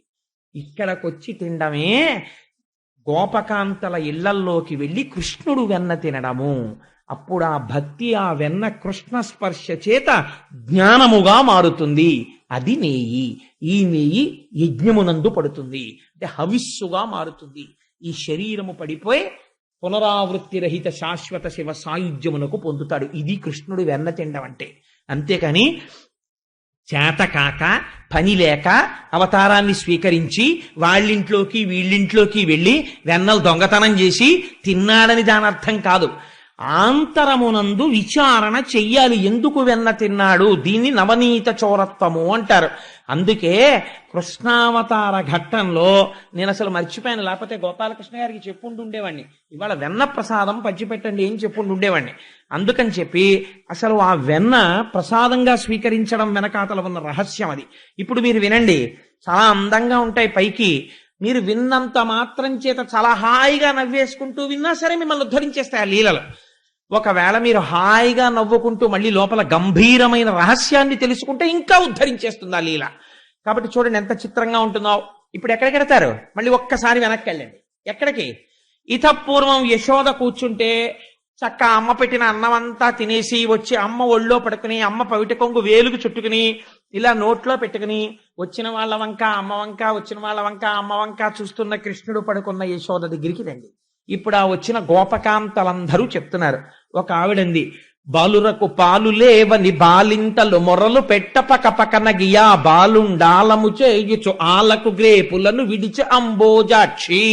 ఒక ఆవిడంది, అమ్మా నువ్వేమిటో పెద్ద మా అబ్బాయిని పొంగిపోతున్నావు, కానీ మీ అబ్బాయి ఎలాంటి పనులు చేస్తున్నాడో తెలుసా? బాలురకు పాలు లేవని బాలింతలు మొరలు పెట్ట, తల్లిపాలు లేకపోతే ఆవు పాలు పడతారు. బాలింతలు అయ్యో పిల్లాడికి పాలు పడదామని చెప్పి ఇంక సాయంకాలం అవుతోంది అనుకునే సమయంలో మీ పిల్లవాడు వచ్చి ఆవుల పాలు ఈ వీళ్ళకి దక్కకుండా దూడలను వదిలేసేవాడు. ఆ దూడలన్నీ వచ్చి శుభ్రంగా ఆవుల పాలు తాగేస్తుంటే ఎదురుగుండా చెట్టు కొమ్మ ఎక్కి కూర్చుని, అయ్యయ్యో కృష్ణ దూడలను వదిలేసావా అని మేమందరం బాధపడుతుంటే చక్కగా నవ్వుతూ కూర్చునేవాడు ఆ చెట్లెక్కి. మాకు దొరకడం. కాబట్టి బాలురకు పాలు లేవని బాలింతలు మొరలు పెట్టపక పకన గియా బాలుండాలము చేయుచు ఆలకు గ్రేపులను విడిచే అంబోజాక్షి. ఇందులో మీరు ఒక్కసారి ఆలోచన చేస్తే మీకు అర్థమైపోతుంది, అది పెద్ద విశేషం, దీని గురించి వివరణ అక్కర్లేదు. మీరు విన్నవాళ్ళే ఈ తప్పూర్వం చాలా మంది. మనకి మన కుటుంబం వరకే మన కుటుంబం, నా కొడుకే నాకు కొడుకు, నా కూతురే నాకు కూతురు, ఈ భావన మనకుంటుంది. పక్కింటి వాళ్ళ అబ్బాయి తినలేదనుకోండి, నాకేం కావాలి, వాళ్ళ నాయన గారు చూసుకోవాలనుకుంటాను. ఈశ్వరుడో ఆయన జగద్భర్త, ఈ లోకమంతటికి ఆయన తండ్రి. కాబట్టి ఇప్పుడు ఏం చేస్తున్నాడు, రెండు పనులు ఏకకాలమునందు చేస్తున్నాడు. ఆవుదూడలంటే ఉపనిషత్తులు, వాటిని పోషిస్తున్నాడు ఈశ్వరుడు. ఉపనిషత్ జ్ఞానాన్ని పోషిస్తాడు. అందుకని దూడలు వదిలాడు. ఒకటి. రెండు, ఆవు దూడలు మాత్రం ఆ ఆవులు ఎక్కడికో వెళ్ళి గడ్డి తిని కుడితి తాగి పాలగా మార్చి మా దూడను వదులుతారు, మా దూడ పాలు తాగాలని ఎంతో సంతోషంగా. ఆరైపోతే మీరు ఎప్పుడైనా పశువుల కొట్టాల్లో చూడాలి, ఆ దూడలు కట్టుకొయ్యల నుంచి ఇలా ఇలా గుంజుకుంటూ ఉంటాయి. ఆ తల్లుల వంక చూసి వదిలిపెట్టమని తొందరగాను అంబే అంబే నరుస్తుంటాయి. అవేమో అంబా అంబా అని ఆ గడ్డి తినకుండా ఈ దూడల వంక చూసి తొందరగా వచ్చేయమని, దీనికో కట్టు దానికో కట్టు. పాపం అది ఊడదీసుకు రాలేదు. ఆ చిన్ని దూడలైతే ఇలా మడకి ఉరేసేసుకున్నట్టుగా ఇలా ఉంటాయి. అంటే అది ఊడిపోతుందేమో, అమ్మ దగ్గరికి పరిగెత్తుకు వెళ్ళిపోదామని. ఆఖరికి ఆ యజమాని వస్తాడు. వచ్చి ముందు ఆవు దగ్గరికి వెళ్ళడం, దూడ దగ్గరికి వెళ్ళి ఆ దూడ మెడలో ఉన్నటువంటి ముడు వదిలేస్తాడు. వదిలేయగానే దూడ పరిగెత్తుకుంటూ వెళ్ళిపోతుంది అమ్మ దగ్గరికి. మీరు అసలు ఆ సన్నివేశం చూడాలండి, ఎంత పరిగెత్తుకుంటూ వెళ్ళిపోతుందంటే చెంగు చెంగున గెంతుకుంటూ పరిగెత్తుకుంటూ వెళ్ళిపోయి అమ్మ పొదుగులో మూతి పెట్టేసి 3 మాటలు గబ గబ గుద్దేసి ఆ శిరాన్ని ఇలా నోట్లో పెట్టుకుని నాలికి ఇలా మడత పడేటట్టుగా పట్టుకుని చప్పరించి తాగుతుంటే ఆర్తితోటి ఇలా నురగలు వస్తుంటాయి. అంత తాగుతుంటే పొంగుతో ఆవిలా పక్కకి తిరిగి దాన్ని నాలికతో నాకుతూ తన వాత్సల్యం అంతా దూడ మీద చూపించి పాలు వదిలేస్తుంది. 2 గుక్కలైది ఇంకా ఆకలి తీరదు. మనం ఆ దూడను లాగేసి స్తంభానికి కట్టేసి వీడి గిన్నెలోకి పితికేస్తుంటాడు వీడి పిల్లాడి కోసం. దాని దూడ దాని పిల్ల కాదు, నీ పిల్లడు నీకు ఎక్కువ, దాని దూడ నీకు తక్కువ. కానీ ఆ అరగంట ఆవు ఎంత క్షోభ అనుభవించిందో. ముందు అది కొంచెం కడుపు నిండిపోయిన తర్వాత ఆ దూడ కడుపు నిండా తాగింది. ఇంకింతకన్నా ఆవు దూడ ఎక్కువ పాలు తాగితే వాతం చేస్తుంది. అప్పుడు తెచ్చి కట్టి నువ్వు పాలు పెతుక్కో, ధర్మం అయిపోతుంది. ఏమో పాలన్ని ఇస్తుందో ఇవ్వదో, నా పిల్లాడికి ఉంటాయో ఉండవో, మిగిలితే దూడ తాగుతుంది, లేకపోతే ముందు నా పిల్లాడికి ఉండాలి. ఎంత క్రౌర్యం నీకు! ఈశ్వరుడికో ఆ ఆవు తన బిడ్డే, ఈ దూడ తన బిడ్డే, అందుకు ఆయన వదిలేడు. నువ్వు ఆయన్ని వంక పెట్టడం ఎందుకు? నువ్వా దొంగవి, ఆయన దొంగ. ఆయన దొంగ కాదు, నువ్వు దొంగ. నీ దొంగతనం దాచుకుని ఆయన ఎందుకు దొంగతనం చెప్తున్నావు నువ్వు, చోరలీలా అని. ఎవరి దొంగ బ్రతుకు వాళ్ళది బయట పెడుతున్నాడు స్వామి. అందుకని బాలురకు పాలు లేవని బాలింతలు మొరలు పెట్ట పక పకన గియా, బాలుండాలము చేయుచు ఆలకు గ్రేపులను విడిచె అంబోజాక్షి, పడతి నీ బిడ్డడు మా కడవలలో నున్న మంచి కాగిన పాల, పడచులకు పోసి చిక్కిన కడవలపో నడిచే ఆజ్ఞ కలదో లేదో. ఇంకో ఆవిడంది ఎంత దెప్పి పొడిచిందో చూడండి. అంటే you don't have any discipline, నీకు అసలు క్రమశిక్షణ లేదమ్మా. మీ పిల్లాడికి ఎలా వస్తుంది, ఎక్కడి నుంచి వస్తుంది? ఏం చేశాడో తెలుసా? మా ఇంట్లో పాలన్నీ కుండల్లో ఎర్రగా కాచాం. అందులో గ్యాస్ స్టవ్ మీద గిన్నెలో కాచుకోవడం వేరు. ఎప్పుడైనా పల్లెటూళ్ళలో కుండలో పాలు పిడకల మీద కాచిన పాలు చూడాలి, ఏమి కమ్మతనమో ఆ పాలు, ఆ పెరుగు. అందుకని అటువంటి పాలు ఎర్రటి తెట్టు కడితే, అట్లాంటి పాలు చక్కగా గోరువెచ్చగా ఉంటే పిల్లలందరినీ తీసుకుని చప్పుడు లేకుండా ఇంట్లోకి వచ్చేసి కుండలు ఎత్తేసి గుడుగుడు గుడుగుడు గుడుగుడు గుడుగుడు పాలన్నీ తాగేసి కొని వెళ్ళిపోయాడా. ఆ కడవలన్నీ కింద బారేసి వాటిని తొక్కుకుంటూ అడుగులేసుకుంటూ వెళ్ళిపోయారు బోర్లించేసి. పాలు పోయే, కడవలు పోయే. ఇది ఎక్కడ పిల్లాడమ్మా? పడతి నీ బిడ్డడు మా కడవలలో నున్న మంచి కాగిన పాల, పడచులకు పోసి చిక్కిన కడవలపో నడిచే ఆజ్ఞ కలదో లేదో. ఒకరికి పెట్టడం అన్నది అసలు లేకుండా ఎప్పుడు తన కోసమే దాచుకునే వాళ్ళ ఇంట్లో ఐశ్వర్యాన్ని ఈశ్వరుడు ఎలా తీసేస్తాడో ఎవరికీ తెలియదు. సిరిదా వచ్చిన వచ్చును సలలితముగ నారికేళ సలిలము భంగిన్, సిరిదా పోయిన పోవును కరిమింగిన వెలగ పండు కరణిని సుమతి. ఏనుగు వెలగపండు మింగుతుంది, ఎలా మింగిందో అలా బయటకు వదిలేస్తుంది. అదేట్రా వెలగపండు కన్నం కూడా లేదు, అయ్యయ్యో లోపల గుజ్జు జీర్ణం లేదని పగల కొడితే లోపల ఇంత ఉండదు, జీర్ణం అయిపోతుంది. ఎలా జీర్ణం చేసింది పగలకుండా డిప్ప? ఏనుక్కి తెలియాలి. ఇలా పెట్టడం రాని ఇంట్లోంచి అలా తీసుకెళ్లిపోవడం లక్ష్మీదేవిని నారాయణుడికి తెలుసు. నిశ్శబ్దంగా తీసుకెళ్లిపోతాడు. అందుకే కడవల్ని కూడా తొక్కుకుంటూ వెళ్ళిపోయాడు. అంటే ఆ ఇంట ఉన్న వాళ్ళని కూడా తొక్కి అవతల పారేశాడు సుమా. కాబట్టి ఇలా పెట్టడం నేర్చుకో, నీ జీవితం వృద్ధిలోకి వస్తుంది. ఇలా నువ్వు ఏది పెట్టావో అదే నీకు ఆస్తి, అది నిన్ను కాపాడుతుంది ఆ పుణ్యం. కాబట్టి పుట్టి పుట్టడు నేడు దొంగిలబోయి వారిల్లు సొచ్చి, కడవలు అందక పీటలు రోలు ప్రోవిడి ఎక్కి చేపెట్ట జాలక, కుండ కిందొక పెద్ద తూటురరించి నీ పట్టి మిగడపాలు చెరలు పట్టి త్రావెతలోదరి. కొంచెం ఈవిడి ఎవరికో కాస్త తెలివైంది. అప్పటికే తెలుసుకుంది దొంగతనాలు చేస్తున్నాడు, కృష్ణుడు వచ్చేస్తున్నాడు, కింద పెడితే తాగేస్తున్నాడు, కుండల పగల కొట్టేస్తున్నాడు.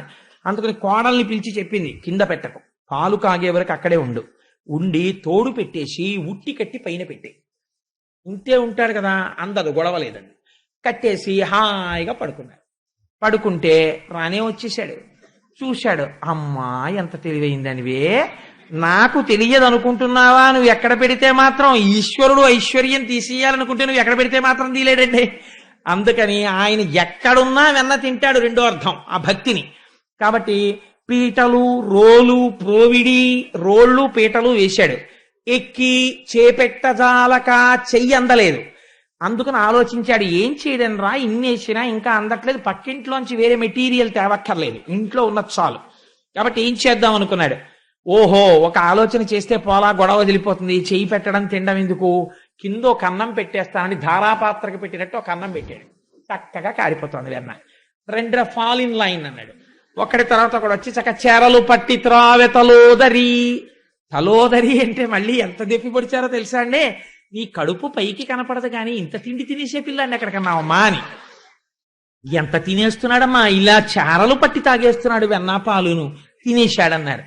ఇంకొక ఆవిడ ఏం చేసిందో తెలుసా అండి? ఇది భాగవతాంతర్గతం కాదు, నాకు చాలా ఇష్టం ఆ విషయం, అందుకు తరచు ప్రస్తావన చేస్తుంటాను. ఇంకొక ఆవిడ అనుకుంది, ఉట్టికి కట్టేస్తే ఇలా కుండలకి కన్నాలు పెట్టి తింటున్నట్ట. కాబట్టి ఉట్టికి పెట్టి ఉట్టి చుట్టూ గంటలు కట్టేయండి, వచ్చి ముట్టుకున్నాడో గణగణ గణగణ గణగణ మోగుతాయి, లేచొచ్చి పట్టుకుందాం కృష్ణుడు అన్నారు. అంటే ఆయన ఏం చేశాడు, పీటలేశాడు, రోళ్ళు వేశాడు, ఇలా ముట్టుకోపోయాడు, గంటలున్నాయి. ఆయన చరాచర జగత్తునంతటిని శాసించగలిగిన వాడు. అందుకని ఆయన అన్నాడు, ఓ గంటలారా మీరు మ్రోగకుడు అన్నాడు. అన్నాయి గంటలు. వెంటనే చక్కగా అందులోంచి వెన్న తీస్తున్నాడు, పిల్లలందరికీ పెట్టేశాడు. అందరూ తినేశారు. ఓ దోషుడి మిగిలింది. ఆఖరణ ఆ దోషుడి చూసి ఇలా నోట్ దగ్గర పెట్టుకున్నాడు. అంతే, ఇలా పెదివికి తగిలింది. గంటలన్నీ గణగణ మోగిపోయి. అరేరే ఇంతసేపు ఊరుకున్నారు, ఎందుకు మోగారన్నాడు. ఏం చెయ్యమంటావు, నైవేద్యం పెట్టేటప్పుడు గంట కొడతారు అలవాటు, నోట్లో పెట్టుకున్నావు మోగేశామన్నాయి. పారిపోయాడు బయట. కాబట్టి ఏమైపోయింది అంటే ఈశ్వరుడు ఎంత దాచినా ఆ వెన్నని తినేశాడు. వారిల్లు సొచ్చి కడవల దౌరంబుగ నేగి త్రాగి తుడనా కడవల్ వీరింట నీసుతుండిడ వారికి వీరికి పెద్ద వాదయ్య సతీ. ఇదో కంప్లైంట్. అమ్మ మా ఇంటికి వచ్చి వెన్న నెయ్యి తినేశాడు. పోని తినేసిన వాడు ఊరుకున్నాడా? ఎంత ఇదిగా ఉంటుందంటే, వెనకటికి నేను ఒక ఆయన్ని చూశాను. ఏదో మనిషికో 20 రూపాయలు 30 రూపాయలు వేసుకుని ఓ 40 మంది కలిసి ఓ 1000 రూపాయలు పెట్టి ఏదో వెండి గిన్నె కొన్నారు. కొని ఆ 40 మంది పేర్లు ఏమంటారు ఆ గిన్నె మీద ఎవరికో ఇవ్వడానికి. వాడు అంటాడన్న 1000 రూపాయల గిన్నె మీద 40 పేర్లు ఏంటంటే పట్టమంటాడు. అంటే అయితే సిహెచ్ కోటేశ్వరరావుని సిహెచ్కి రావు చేసేద్దాను రా, పి జనార్దన్ రావుని పీజే రావు చేసేద్దాను రా అంటాడు. అని మొత్తం మీద ఈ 40 పేర్లు వెండి గిన్నె మీద ఉండాలని. ఎందుకంటే లేకపోతే ఎవడిచ్చాడో ఎలా తెలుస్తుంది? ఇచ్చేవాడు ఎవడో ఉంటాడు పెద్ద, వాడే ఇచ్చాడు అనుకుంటే ఈ 39 మంది వచ్చి పడి తినేసి వెళ్ళిపోయారు అనుకుంటాడేమో. 40 పేర్లు దాని మీద ఉంటే ఆ తర్వాత ఆయన లైట్ కింద కూర్చుని గిన్నె తిప్పుకు చూసుకోవాలన్నమాట. అందుకని అంత చిత్రంగా ఉంటుంది ప్రపంచం. అందుచేత దేవాలయమే కాబట్టి ఇక్కడే చెప్పించాడు భాగవతం పరమాత్మ, లేకపోతే ఎందుకు చెప్పిస్తాడు? కాబట్టి ఆయన అక్కడికి వచ్చి పరమాత్మ ఆ కుండల మీద పేర్లు ఉంటాయి, ఏ ఇంటి వాళ్ళ పేర్లు ఆ ఇంటిలో, ఆ వెన్న తినేసి వెళ్ళిపోలేదు. కొన్ని ఇళ్లలో ఈ ఇంట్లో కుండ పట్టుకెళ్ళి ఆ ఇంట్లో పెట్టి వెళ్ళిపోయాడు. వెళ్ళిపోతే వాళ్ళు లేచి వచ్చి మా ఇంట్లో వెన్నంతా పోయింది, నెయ్యి అంతా పోయింది అని పక్కింట్లో కనపడ్డాయి కుండలు. అన్నా మీరే పట్టుకుపోయారు మా కుండలని వాళ్ళు వీళ్ళు జట్టి ఆడుకుంటున్నారు. మేమెక్కడ పట్టుకొచ్చాం, మాకెందుకు కర్మ, ఎవడట్టుకొచ్చాడో మాకేం తెలుసండి. ఈయన ఎదురుగుండా వీధిలో రోడ్డు మీదే ఆవుల్ని చక్కగా గడ్డి పెట్టి తోవుకుంటున్నట్టుగా నవ్వుకుంటున్నాడు. ఎందుకు ఈ లీల అంటే ఒక్కొక్కడికి అహంకారం. పక్కన ఒక పేదవాడు అన్నం లేకుండా సొమ్మసిల్లి పడిపోయినా తాను మృష్టాన్న భోజనం చేసి పట్టించుకోకుండా వెళ్ళిపోగలడు ఒక్కొక్కడు. ఎందుకంటే నిర్దయ. అయ్యో వాడాకలి నా ఆకలి ఒకటే, పోన్లే వాడికి నాతో సమానంగా మృష్ణాన్న భోజనం పెట్టకపోవచ్చు, విషయ పట్టాడు అన్నం కాస్త అతనికి పెట్టు అనలేడు. ఇలాంటి వాడి ఐశ్వర్యాన్ని తీసేయడమే కొండ ఇక్కడ పెట్టడం. రేపు పొద్దున్న ఈ పుర్రే ఇక్కడ పుట్టింది అనుకోండి, వాడు బతుకేమిటి? ఈ పుర్రె ఇక్కడికి రావచ్చుగా ఆయన తలుచుకుంటే. కాబట్టి పేదవాణ్ణి చూసి పరిహాసం చేస్తే నీ పుర్రె అక్కడ పెట్టగలను, ఆ పుర్రె ఇక్కడ పెట్టగలను, జాగ్రత్త సుమా. ఒక పాఠం నేర్పాడైన అని. వేలుపులట నాకంటెను వేలుపు మరి ఎవ్వడనచు వికనగిమా వేలుపుల గోడపైనో హేలావతి నీత నూజుడెంగిలి చేసన్. ఇదో చిత్రమైన లీల. ఇంకొక ఆవిడంది, ఆవిడకి భక్తి ఎక్కువ, ఆవిడ కర్మిష్టి. ఆవిడకి అంతా ఎంత భక్తి ఎంత కర్మ అంటే మడిబట్ట ముట్టుకున్నారో ఆవిడకి ఇంకా చాలా కోపం వచ్చేస్తుంది. ఈ పూజ చేసుకునేటప్పుడు ఇంట్లో భర్త అయినా సరే, ఉసే షుగరే కోమాలోకి వెళ్ళిపోతానే, 1 గంట అయిపోయిందే, ఇంత ప్రసాదం పెట్టవే, పోనీ అవసర నైవేద్యం పెట్టి చచ్చిపోతానే అన్నా సరే ఈశ్వరుడికి నైవేద్యం అవ్వాలి, మీకు పెట్టను అని ముందు నైవేద్యం. ఇది ఒక మౌఢ్యం ఉంటుంది కొంతమందికి. ఎంత చిత్రంగా ఉంటుందంటే ఈ మౌఢ్యం నాకు చాలా ఆశ్చర్యంగా ఉంటుంటుంది. కొంతమందిని చూస్తే నేను తరచు చెప్తుంటాను. ఒక ఉదాహరణ, నేను ఒకసారి శనివారం నాడు వెంకటాచలంలో అర్చనానంతర దర్శనం చేసుకుని ప్రసాదాల కౌంటర్ దగ్గరికి వచ్చి నాకు ఇచ్చిన ప్రసాదం తింటుంటే ఒక ఆవిడ వచ్చి ఆవిడకి ఇచ్చిన చక్కెర పొంగల్ నాకు ఇచ్చేశారు. నాకు చక్కెర పొంగల్ అంటే మహా ఇష్టం. అంటే నేను ఎవరిని తెమ్మని కాదు మహాప్రభు, అంటే ఆ చక్కెర పొంగల్ అంటే నాకు ఎందుకో చిన్నప్పటి నుంచి చాలా ఇష్టం. నాకు ఆవిడ చక్కెర పొంగల్ ఇస్తే నేను చాలా సంతోషించి తీసేసుకున్నాను గబుక్కుని. కానీ అనుమానం వచ్చింది, అమ్మ మీరు తీసుకోరా అని అడిగాను. అడిగితే ఆవిడంది ఇవాళ శనివారం నేను తిన్నది. వెంకటాచలంలో వెంకటేశ్వరుడి ప్రసాదం చక్కెర పొంగలి ఆనంద నిలయంలో ఇస్తే ఇంతోటి ఉపవాసం పాడైపోతుందిట, చక్కెర పొంగల్ తిందట. ఏమనుకోవాలండి అంటే కొందరి బ్రతుకులంతే అనుకోవాలి. అంటే అది ఇంకా ఎంత మౌఢ్యం అంటే అసలు ఆ మౌఢ్యానికి అర్థం ఉండదు. ఒక్క మాట, ఈశ్వరుడు ఈ రోజు వెంకటాచలపతి తన చేతితో నేను చేసిన ఉపవాసములకు మెచ్చి ప్రసాదముగా నాకు ఇది ఇచ్చాడు, అనుగ్రహం నాకు ఇవ్వాల్చి చేస్తున్న ఉపవాసమే పూర్ణాహుతి ఉపవాసం. అసలు అనుకున్న ఆవిడ తినగలిగితే ధన్యురాలు అయిపోయింది. నాకు నోట మాట రాలేదే, ఆవిడ వెళ్ళిపోయింది, తినేశాను అనుకోండి చక్కెర పొంగల్ వేరే విషయం. కాబట్టి వేలుపుల్లట నాకంటే నువ్వు ఇలాంటి మౌఢ్యాన్ని చూసి ఆయన పరిహాసం చేస్తున్నాడు. ఒక ఆవిడ చక్కెర పొంగలెట్టింది, పులిహారెట్టింది, దేవుడికి కూడా పెట్టదో పట్టాన. అవన్నీ కప్పేసి ఓ స్తోత్రం మీద స్తోత్రం, ధ్యానం మీద ధ్యానం, ఒక్కొక్కళ్ళకు ఉంటుంది 46 స్తోత్రాలు చదవాలి. అందుకని ఆ 46 అయిపోయేంత వరకు ఎవ్వరికి అర్థం కావు 46 ఏమిటో. ఏం చదివిందో ఆవిడికి తప్ప ఈశ్వరుడికి కూడా తెలియదు. ఇలా విని సరస్వతీదేవిని తీసుకొచ్చి ఆవిడ ఏం చదువుతోందో చెప్పమ్మా అంటే సరస్వతీదేవి ఇలా విన్నా కూడా అర్థం కాదు. ఎందుకంటే విశ్వం ఒకటే తెలుస్తుంది మనకి. ఆ తర్వాత ఎప్పుడో వనమాలి గదీశాంగి అర్థం ఈ లోపల వెళ్ళిపోతుంది. ఎందుకంటే ఆఫీస్ టైం అయిపోతుంది, 46 అయిపోవాలి. ఎందుకు 46? శ్రీరామ రామ రామే తిరమే రామే మనోరమే అనొచ్చు నీకు అంత టైం లేకపోతే. కానీ అలా అనరు. అలా అంటే కొంపలడిపోతాయంటారు. అది ఒక వెర్రి, దానికి అర్థం ఉండదు.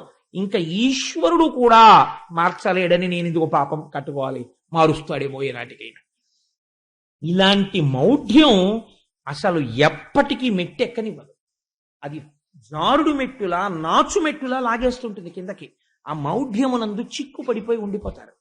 కాబట్టి కృష్ణుడు ఇలాంటి వాళ్ళను ఉద్దేశించి ఎంత చిత్రమైన లీల చేశాడో చూడండి. ఈవిడ కళ్ళు మూసుకుని ఓ చదివేస్తోంది స్తోత్రాలు.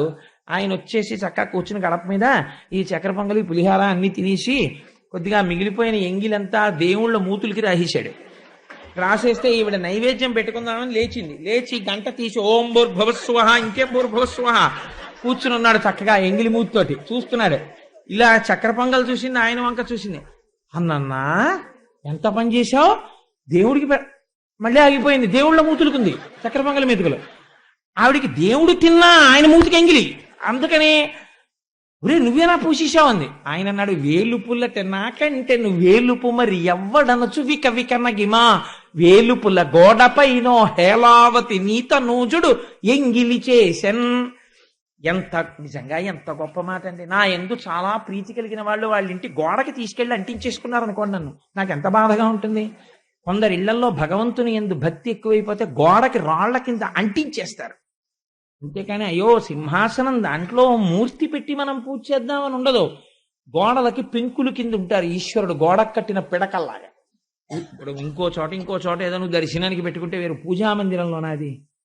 Is it the way in which you are expected to worship the god? How silly it is. ఒక చిన్న సింహాసనం పెట్టి అందులో నువ్వు ఒక 2 మూర్తుల్ని పెట్టి పూజ చేయాలి. నువ్వు వాళ్ళకి రేపొద్దున్న ఎప్పుడైనా అభిషేకం చేయవలసి వస్తుంది. ఎలా చేస్తావు? గోడ మీద వాటర్ జట్టు పెట్టి కొట్టాలంతే. ఏమిటది? అది దానికి ఒక అర్థం ఉండదు. ఇలాంటి మౌఢ్యంతో పనులు అప్పుడే చెప్పేశాడు కృష్ణుడు. అందుకని పెంకుల మీద ప్రింట్ వేసేవాడు, దాన్ని అంటించుకునేవాడు. కాబట్టి ఇవి తీసుకొచ్చి ఆయన వాటన్నిటిగా గోడకి ఎంత స్పష్టంగా వాడారో చూడండి పోతన గారు. వేలుపుల్లట నాకంటే నువ్వు వేలుపు మరి ఎవ్వడనుచు విక వికన్న గిమా వేలుపుల గోడ పైనో హేలావతి. ఇది చెప్తుంటే యశోదాదేవి పకపక నవ్విందిట. ఓ వెరి నవ్వులు నవ్వేదానా, మీ అబ్బాయి పూసేశాడంది. ఎంత మౌఢ్యం విరగ్గొట్టే ప్రయత్నం చేశాడో చూడండి ఆయన. సరే అందుచేత బాబు నేను ఇది ఏదో లీల చెప్పాను కానీ రేపు పొద్దున నా చొక్కా పట్టుకోకండి, మా ఇంట్లో ముందండి అని నేను ఒక్కొక్కసారి ఒక్కొక్క ఇంటికి వెళితే మీరు మా పూజా మందిరంలోకి రాకండి అన్నారు సార్ ఒకళ్ళు. అంటే నేను ఆశ్చర్యపోయాను. అదేంటంటే నేను స్నానం అవన్నీ చేశాను, అదేంటి నన్ను రావద్దంటున్నారు అన్నాను. అంటే మీరు ఉపన్యాసాల్లో చెప్పేవి కొన్ని మా ఇంట్లో ఉంటాయండి, మీరు అక్కడి నుంచి మళ్ళీ ఏ స్టేజ్ మీదో చెప్తారేమో భయం, అందుకని చూడకండి అన్నారు. నాకు అదో చిన్న బలహీనత, స్టేజ్ మీదే గుర్తొస్తుంటాయి నాకు. అందుచేత ఎలా ఉంటుంది ప్రపంచం అంటే ఇలాంటి దాన్నే పరమాత్మ విమర్శించి చూపించారు. అది మార్చుకోమని కానీ కోటేశ్వరారు చొక్కా పట్టుకోమని కాదు. కాబట్టి ఇంకొక చోటుకి వెళ్ళారు. వెళ్ళి ఆ ఇంట్లోకి వెళ్ళి శుభ్రంగా ఉన్న వెన్న తినేసి కోడలి మూతింజరిమిన కోడలు ముచ్చనుచు అత్త కొట్టెల తాంగి. ఇంకో చిత్రం ఏమిటో తెలుసా అండి? వారి ఇల్లు సొచ్చి కడవల దూరంబుగా నెయ్యి త్రాగి ఆ నెయ్యంతా తినేసి వెళ్ళిపోయే ముందు అత్త కోడలు కలిసి పడుకుని ఉన్నారు. ఆ కోడలి మూతికి నెయ్యి రాసి వెళ్ళిపోయారు ఆయన. పొద్దున్నే నిద్ర లేవగానే అత్తగారు కడవల వంక చూసుకుంది, నెయ్యి లేదు. కోడలు మూతి వంక చూసింది, నెయ్యి ఉంది. ఆసి ముచ్చ రాత్రి తినేసావా నెయ్యి అంతాను అని కోడల్ని పట్టుకుని చావగొట్టేసింది. ఎందుకంటే అది ఇలా ఈయన నవ్వుతున్నాడు ఈలోంచి చూసి. అంటే అత్త కోడలకి నేర్పవలసినటువంటి గొప్ప ధర్మం ఒకటి ఉంటుంది. ఐశ్వర్యము దేని వల్ల పెరుగుతుంది? ఇంటికొచ్చిన మహాత్ముల్ని ఆదరించడంలో పెరుగుతుంది. ఆయన వచ్చినప్పుడు అత్తగారు ఇంటికి యజమానురాలు ఎవరో ఆవిడే తీసుకెళ్ళి ఇవ్వాలి ఆయనకి. అయ్యా మీరు తీసుకోండి అని ఒక పండో ఫలమో ఇవ్వాలి. లేదా తర్వాత ఐశ్వర్యం ఎవరి వల్ల నిలబడాలి? కోడలి వల్ల నిలబడాలి. ఆ ఇంటి ఐశ్వర్యం కోడలకి నేర్పుకోవాలి. అమ్మా వారు వచ్చారు పెద్దలు, నువ్వు పట్టుకెళ్ళి కాఫీ లేకపోతే నువ్వు పట్టుకెళ్ళి కాసిన పాలు వారికి అని నేర్పాలి. అది నేర్పుకోలేదనుకోండి, ఇగో ఆయన వచ్చినప్పుడే తలుపేసే కొండ కనపడుతుందేమో అని దాచేశారనుకోండి, కోడలకి ఇది అలవాటు అవుతుంది. ఇద్దరికి ఆఖరికి ఈ ఇటువంటి పిచ్చి ఎక్కడికి వెళ్ళిపోతుందంటే వాళ్ళిద్దరు కొట్టుకునే స్థితికి వచ్చి విడిపోతాయి సంసారాలు. తప్ప ధర్మమునందు పూనిక ఉండదు. కాబట్టి అత్త కోడల్ని సంస్కరించుకోవాలి. తండ్రి దానం చేసేటప్పుడు కొడుకుని పక్కన పెట్టుకోవాలి. కొడుక్కి కూడా అలవాటే రేపు వృద్ధిలోకి వస్తాడే. అది మహాధర్మం. అది నేర్పారు స్వామి. అలాగే ఇమ్మగువ తన్నువాకిట గుమ్మరుచో చీరి నిలుపుకొని పేరడగన్ కెమ్మోవి కొరికి వడిజన ఈ బాలుడు జగతిని మున్నిట్టి బిడ్డ చక్కంబడనే. ఇంకో ఆవిడంది, అమ్మ మా అమ్మాయి ఏమో వీధిలో నించుంది, సాయంకాలం నించుని చక్క తల నిండా పూలెట్టుకుని అలా నిలబడ్డం కూడా ఎంత హొయలుగా నిలబడిందంటే, గడపకి ఇలా భుజం వాల్చి కుడికాలు మీద నిలబడి ఎడంకాలు ఇలా అడ్డంగా వేసి కృష్ణుడిలా త్రిభంగిలా నిలబడి ఆ జడిలా తిప్పుకుంటూ నిలబడి అలా వెళ్ళిపోతుంటే కృష్ణుని అబ్బాయి ఇలా అంటే ఆయన చాలా యువర్స్ మోస్ట్ ఒబీడియంట్లీ కింద ఉంటాడు. గవగబా ఇలా చేతులు కట్టుకుని లోపలికి వచ్చాడు. ఈ పేరేమిటాయ్ అంది ఇలా నిలబడి. ఆయన చూశాడు. చూసి ఇలా రా చెప్తానన్నాడు. ఇలా నించున్నావిడ వంగింది. ఏమిటి అని ఇలా టక్కన కింద పెదవి కొరికేసి వెళ్ళిపోయాడు పరిగెత్తి. కిమ్మోవి కొరికి వడిజన ఈ బాలుడు జగతిని మున్నిట్టి బిడ్డ చదువంబడనే. ఇలాంటి పిల్లలు ఎక్కడైనా ఉంటారా? ఎందుకమ్మా పేరు అడిగితే పెదవి కొరికేది ఏంటి అంటే, మనకి కుమారీ శతకం అని పూర్వం ఒకటి ఉండేది. ఆడపిల్లలు ఎలా ప్రవర్తించాలి అన్నది ఇప్పుడు నేను చెప్తే నన్ను దెబ్బలాడతారేమో కానీ భాగవతం చెప్తున్నా భయం ఏమిటి చెప్పేస్తాను. నిష్కారణంగా ఆడపిల్లలు అసుర సంధ్య వేళలో అలంకారం చేసుకుని బయట నిలబడి జడలు తిప్పడం, కనబడ్డ ప్రతివాణ్ణి పిలిచి ఏవో ఊసుపోని కబుర్లు చెప్తూ ఉండడం, ఇలాంటివి చెయ్యకూడదు. స్త్రీ వలన ధర్మం నిలబడుతుంది. ప్రవర్తన తెలియాలి. అలా వీధి గడపల దగ్గరికి వచ్చి నిలబడి వీధిలో వెళ్ళిపోయే వాళ్ళందరినీ పిలిచి వాళ్ళని నిలబెట్టి మాట్లాడడం అది చెయ్యకూడదు. నీ బ్రతుకు పాడైపోతుందని చెప్పడానికి అలవాటు మార్చుకో. కిమ్మో వికరికి వడజన ఈ బాలుడు జగతిని మున్నిట్టి బిడ్డ చక్కంబడనే. పైకి చాలా హాస్యాస్పదంగా ఉంటుంది లీల, లోపల గంభీరమైన అర్థం ఉంటుంది. చేబంతి తప్పెపడనని ఒకళ్ళింట్లోకి వెళ్ళాడు. ఎంత చిత్రంగా చెప్పాడంటే, యాండి ఆడుకుంటుంటే మా బంతి మీ గోడ దాటి లోపలికి వచ్చింది, తీసుకోవద్దా అండి అన్నాడు. అంటే అయ్యో అదేంట్రా అబ్బాయి తీసుకో అన్నారు. గేటు తీశారు, లోపలికి వెళ్ళాడు. చేబంతి తప్పెపడనని ప్రాబల్యము తోడ వచ్చి స్నానము చేయు. వాళ్ళ కూతురు స్నానం చేస్తోంది. స్నానం చేస్తుంటే ఆ అమ్మాయి స్నానం చేస్తూ గోడ మీద వేసుకున్నటువంటి చీర తీసుకుని పారిపోయాడు. బంతి తీసుకుంటానన్నవాడు. ఎందుకు అలాంటి పని చేయడం అంటే, చేబంతి తప్పెపడనని ప్రాబల్యము తోడ వచ్చి భవనము వెనుకన్. ఆ భవనము వెనకాతల ఉన్నటువంటి స్నానాల గదిలో స్నానం చేస్తున్న ఆడపిల్ల యొక్క వలువలు తీసుకుని పారిపోయాడు. అది ఆ లీలలో. అంటే స్నానం చేసేటప్పుడు దానికి ఒక హద్దు ఉంటుంది. ఎందుకంటే సూర్యచంద్రాది గ్రహములు ప్రకాశిస్తున్నటువంటి సమయంలో ఒంటి మీద వస్త్రం లేకుండా దిగంబర స్నానం చెయ్యకూడదు. అది జలాధిదేవత అయినటువంటి వరుణుడి పట్ల అపచారం. ఇలాంటి తప్పు పనులు చేసేటటువంటి వాళ్ళకి ఒక పాఠం చెప్పడానికి ఆయన వస్త్రం తీసుకెళ్ళిపోయాడు. ఒంటి మీద బట్ట కట్టుకుని ఉండాలి, స్నానం చేసేటప్పుడు కూడా ఏదో ఒక వస్త్రం ఉండాలి అన్న ఎరుకలేని నీకు వరుణుడి పట్ల అపచారం చేసే నీకు బట్టలు ఎందుకు అని బట్టలు పట్టుకుపోయాడు. అది ఆ లీలలో ఉన్నటువంటి అంతరార్థం. దానివల్ల మనం ఒక ప్రయోజనాన్ని తెలుసుకోవాలి, ఒక మర్యాద తెలుసుకోవాలి. కొడుకులు లేరని వకసతి వగవగ తన్ను మగనిగా గైకొని నన్ కొడుకులు కలిగెదరనిపై పడినాడిది వినుము శిశువు పనులే తల్లి. వెళ్ళిన కొద్దీ కొంచెం కఠినంగా ఉంటాయి, మీరు విశాల హృదయంతో వినండి. ఎందుచేత అంటే ఆ లీలలు చాలా గొప్ప లీలలు, విని తీరవలసినటువంటి లీలలు. ఏదో ఆడవాళ్ళందరూ మధ్యాహ్నం భర్తలందరూ వెళ్ళిపోయారు, అందరూ కూర్చుని మాట్లాడుకుంటున్నారు. పాపం అందులో ఒక కోడలు బయటికి వచ్చింది. వస్తే అయ్యో పాపం పెళ్ళి అయిపోయి 3 ఏళ్ళో 4 ఏళ్ళో అయిపోయింది, కడుపున కాయలేదమ్మా ఈ పిల్లకి అని మాట్లాడుకుంటుంటే బయటకు వచ్చినటువంటి కోడలు కళ్ళమ్మట నీళ్లు పెట్టుకుని లోపలికి వెళ్ళి కూర్చుంది. కృష్ణ పరమాత్మ చూశారు. గబగబా లోపలికి వెళ్ళి ఆవిడ దగ్గరికి వెళ్ళి నిలబడి, ఆ కొడుకులు లేరని ఏడుస్తున్నావా? మీ ఆయన్ని నమ్ముకుంటే కొడుకులేం పుడతారు, నన్ను మీ ఆయన్ని చేసుకో, పిల్లలు పుడతారు. వినడానికి చాలా కాఠిన్యంతో ఉంటుంది ఈ మాట, కానీ అసలు అంతరార్థం ఏమిటో తెలుసా అండి?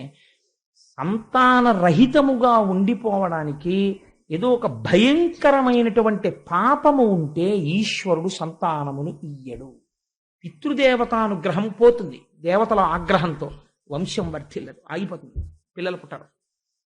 ఇప్పుడు ఈ పాపాన్ని ఎవ్వరు తీయరు. ఎవరు తీస్తారంటే దయాళువు కనుక ఆ స్వామి కాళ్ళు గట్టిగా పట్టుకుంటే ఆయనే ఈ పాపం తీసి మళ్ళీ తల్లిని చేస్తాడు, తండ్రిని చేస్తాడు.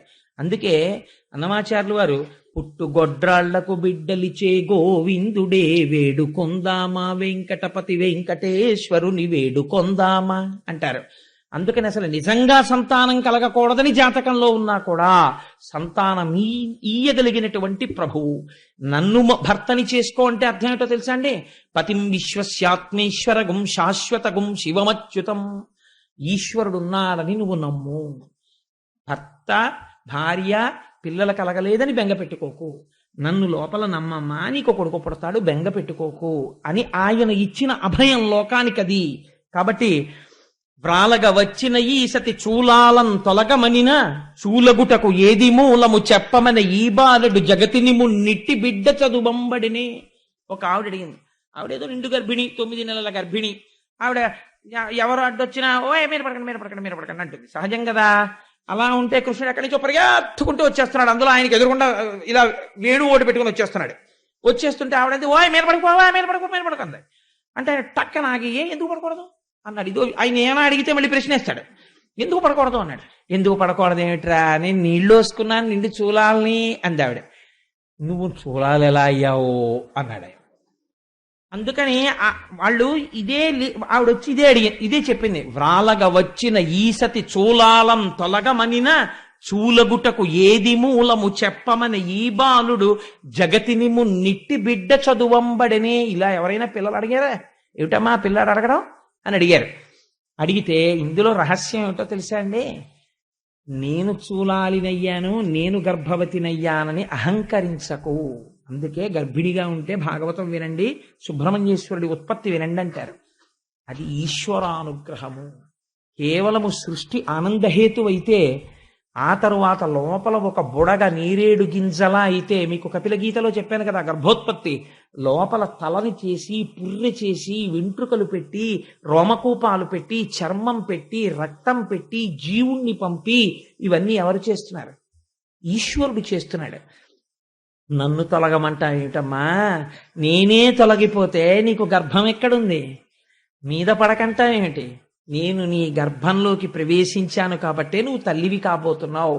కాబట్టి గర్భిణి అయిన స్త్రీ తండ్రి కాబోతున్నవాడు ఇది ఈశ్వరానుగ్రహమని నమస్కరించవలెను, వంశం పెరుగుతోందంటే అని స్వామి ఒక చక్కటి మాట మనకి నేర్పారు. కాబట్టి మగువా నీ కొమరుడు మా మగవారటు పోవ చూచి మంతనమునకు తగజీర పొందునడిగెను పడతీ ఈ చిన్ని కుర్రడల్పుడ చెప్పుమా. ఒక ఆవిడొచ్చింది, ఇంతకు ముందు అసలు కనీవిని ఎరగమమ్మా, నందవ్రజంలో మగవాళ్ళందరూ ఆవుల్ని దూడల్ని తోలుకెడిపోయారు, ఆడవాళ్ళందరం అక్కడ కూర్చుని మాట్లాడుకుంటున్నాం, మీ పిల్లాడు ఎక్కడి నుంచి వచ్చాడు అన్నాడు. ఏమిటన్నాం? ఏమో మంచినీళ్ళు ఏదో కావాలని దామనిద్దరం ఆడుకుందాం అన్నాడు. ఇలా ఎవరైనా అంటారా అమ్మా అన్నారు. అంటే ఇందులో ఒక అందమైనటువంటి లీల ఉన్నది. ఏమిటంటే సూర్యుడు ప్రకాశిస్తూ ఉండగా పగటిపూట రాత్రి జరిగినటువంటి విశేషాల్ని, దాంపత్య సంబంధమైన విషయాల్ని బహిరంగ చర్చలు చేయకూడదు. సూర్యప్రకాశం ఉన్నంతసేపు ఈశ్వరానుగ్రహాన్ని అనుసంధానం చెయ్యాలి. కాబట్టి అదే పనిగా అటువంటి మాటలు చర్చించుకోవడం, ఇట్లాంటి విషయాలు మాట్లాడుకునే అలవాటున్న వాళ్ళ దగ్గరికి వెళ్ళి పరమాత్మ మీది వ్యభిచార బుద్ధి, ఎందుకని అది దాంపత్యమునందు అది ఒక భాగమని అర్థం చేసుకోకుండా 24 గంటలు అదే రంధితో మాట్లాడుకునేటటువంటి మీరు పశుతుల్యులు అని చెప్పడానికి, మీకు అదే క్రీడ, మీ జీవితానికి ఇంకొకటి లేదని ఒక బుద్ధి చెప్పాడు. ఇంకంతకన్నా నేను దాని గురించి వ్యాఖ్యానం చెయ్యను. కాబట్టి నా కొడుకును నా కోడలు ఏకటమున్న పెనగ పాము నీతడు వేయినవన్ కోకలెరుంగక పారిన కూకలిడెన్ నీసు తుండుకునమెగునాఠ్యా. పైకి చాలా కఠినంగా అనిపిస్తాయండి, చెప్పకపోతే జీవితంలో తెలియవు. దేశం పాడైపోవడానికి, కుటుంబాలు పాడైపోవడానికి కారణాలన్నీ ఆ లీలల్లో ఉన్నాయి. అందుకని నేను చెప్తున్నాను, ఇవి పరమ పవిత్ర పాలకొండ లాంటి మనస్సుతో మీకు చెప్తున్నాను ఈ లీలలు. ఇదేంటి, నా కొడుకును నా కోడలు ఏకతమున్న పెనగా మిట్ట మధ్యాహ్నం వేళ ఆవిడ కొడుకు కోడలు అమ్మ బయట పడుకో అని తలుపేసి వాళ్ళిద్దరూ దాంపత్య సుఖాన్ని అనుభవిస్తున్నారు. చూశాడు కృష్ణ పరమాత్మ. ఎక్కడి నుంచి పట్టుకొచ్చాడో పావునో దాన్ని పట్టుకొచ్చాడు. కిటికీలోంచి ఆ పావును తీసి వీళ్ళ మీద పారేశాడు. పారేసేటప్పటికి ఒంటి మీద నూలుపోగు లేదు, పాము వచ్చేసింది. ఆ పావును చూసి భయపడి వీళ్ళు తలుపులు తీసుకుని బయటకు వచ్చేసారు. వచ్చేగానే ఊరుకున్నాడా, లౌడ్ స్పీకర్లా అరిచాడు, ఓయమో రండి రండి రండి రండి అన్నాడు. అందరూ వచ్చి బయటకు వచ్చి చూశారు. ఏమిటమ్మా నీ కొడుకు చేసిన పనులు? నా కొడుకును నా కోడలు ఏకతమున్న పెనగ పాముని ఇతడువే ఇవన్ కోకలెరుంగక పారిన కూకలిడె నీసుతుండు గుణమెగునాఠ్యా. అంటే ఇందులో ఉన్న రహస్యం మీకు నేను ఆ దక్ష ప్రజాపతి, ఆ తరువాత హిరణ్యకశిపులు పుట్టే ముందు కపిలుడు, ఆ కశ్యప ప్రజాపతి, దితి దగ్గర చెప్పాను. వంశంలో దారుణమైన పిల్లలు ఎందుకు పుడతారో తెలుసా అండి? కాలము కాని కాలమునందు రమించకూడదు దంపతులు. అలా రమిస్తే ఉగ్రభావనలు కలిగినటువంటి వాళ్ళు, దేవతా తిరస్కారం చేసేవాళ్ళు జన్మించి ఐశ్వర్యం వెళ్ళిపోతుంది. అందుకే కొన్ని ఇళ్లలో అంటారు, మహానుభావుడు వాళ్ళ ముత్తాతగారిటువంటి వాడు, తాతగారిటువంటి వాడు, తండ్రిటువంటి వాడు, ఈయన విషయంలో చూడండి ఐశ్వర్యం హారతి కర్పూరంలా అయిపోయింది, ఎన్ని దురలవాట్లో ఎలా వచ్చాయోనండి అంటారు. ఇది రావడానికి కారణం జనన సమయమునకు హేతువైన ప్రవర్తన తల్లిదండ్రుల యందు లేకుండుట. కాబట్టి సూర్యుడు ప్రకాశిస్తుండగా కృతజ్ఞతా దోషం అంటుకుంటుంది. అటువంటి భయంకరమైనటువంటి ఫలితాలను ఇస్తారు దేవతలు. కాబట్టి ఆ పని చెయ్యకూడదు. కాబట్టి ఇది పశుకామము అని చెప్పడానికి పావుని విసిరాడు స్వామి. లోపల ఎంత గొప్ప రహస్యం ఉందో చూడండి. ఓయమ్మ నీ కుమారుడు మా ఇండ్లను పాలు పెరుగు మన నీడమ్మ పోయదమెక్కడికైనను మాయన్నుల సురభులాన మంజులవాణి. ఆఖరికి వాళ్ళు అన్నారు, అమ్మా ఇంకా నీ కొడుకు ఎలాగో మా ఇంట్లో పాలు పెరుగు బతకనివ్వడు, ఈ ఊరు విడిచి వెళ్ళిపోతామమ్మా, ఈ ఊళ్ళో ఆవుల మీద మా అన్నగారైనటువంటి నందమహారాజు గారి మీద ఒట్టు, మేమందరం వెళ్ళిపోతున్నామమ్మా అన్నారు. అంటే ఆవిడ చూసి అంది, ఇవన్నీ ఎప్పుడు చేశాడంది. ఇవాళ పొద్దున్నే లేటెస్ట్ క్రైమ్స్ ఇవన్నీ, పాత ఛార్జ్ షీట్ కాదు ఇది, కొత్తగా ఇవాళ పొద్దున చేశాడమ్మా. ఎక్కడున్నాడు? ఇంట్లోనే మొలగంట టింగ్ టింగ్ టింగ్ టింగ్ అని మోగుతుంటే గోడవారు ఉన్నాడు. పిలిస్తే వచ్చాడు. ఆవిడేమో పాలిస్తే అమ్మా నేను ఆడుకుని వస్తానమ్మా అని వెళ్ళాడు. అమ్మ ఆకలేసేస్తోందమ్మా అని ఇంట్లోకి వచ్చి అప్పుడే బువ్వ తిని పడుకున్నాడు. ఆవిడంది, అమ్మాయి ఎంత అన్యాయం అమ్మా, నా కొడుకు అందంగా ఉంటాడు బుజ్జి కృష్ణుడని మీరేమో ఇన్ని చాడీలు చెప్తారా? అన్యమెరుగడుతన ఎంత నాడుచుండు మంచి వాడితడెగ్గులు మనరమ్మ రామలారత్రిలోక అభిరామలార తల్లులార గుణవతీమ తల్లులార అందావిడ. అన్యమెరుగడుతన ఎంత నాడుచుండు. అయ్యో మా అబ్బాయికి కింద 2 పళ్ళు పైన 2 పళ్ళు అంతే, 4 దంతాలు వాడికి, నోట్లో వేలెడితే కొరకలేడమ్మా, వాడి మీద ఇన్ని నేరాలు చెప్తారా? పాపం వాడికి ఏం తెలుసు, నా ఒళ్ళో ఉన్నాడు, ఇక్కడే ఉన్నాడు, నేనే పెట్టాను అన్నం, ఇంత వెన్న తినేశాడా, వాడికి ఉన్న ఇంత చిన్ని బొజ్జకి అన్నన్ని అబద్ధాలే, అలా చెప్పకూడదమ్మా అంది. చిత్రం ఏమిటో తెలుసా అండి, ఇవన్నీ ఒక్కొక్కళ్ళు చెప్తూ ఉంటే అందరిళ్లలో తను చేశానని ఆయనకి తెలుసు. వాళ్ళు చెప్తున్నప్పుట అమ్మ ఒళ్ళోనే పడుకుని దూరంగా పరిగెత్తలేదు. కాంతలు తల్లితో తన వికారములెల్లగణింప భీతుడై శాంతుని పెంపునన్ పరుమ సాధుని పెంపున గోలమాక్కి విభ్రాంతుని కైవడిన్ జడుని భంగి కుమారకుడురకుండే ఏ వింతయులేక తల్లి కుచవేదికపై తలమోపియాడుచున్. అమ్మ ఒళ్ళో పడుకుని ఆ పమిట కొంగు నోట్లో పెట్టుకుని వాళ్ళు అలా చెప్తుంటే కన్నార్పకుండా వాళ్ళ వంక చూసి నీ చేశానా అన్నట్టుగా మళ్ళీ ఇలా అమ్మ వంక చూసి అనేవట. అమ్మ ఇలా వీడి వంక చూసి no I refuse this charge, నువ్వు చేసి ఉండవు అనేది.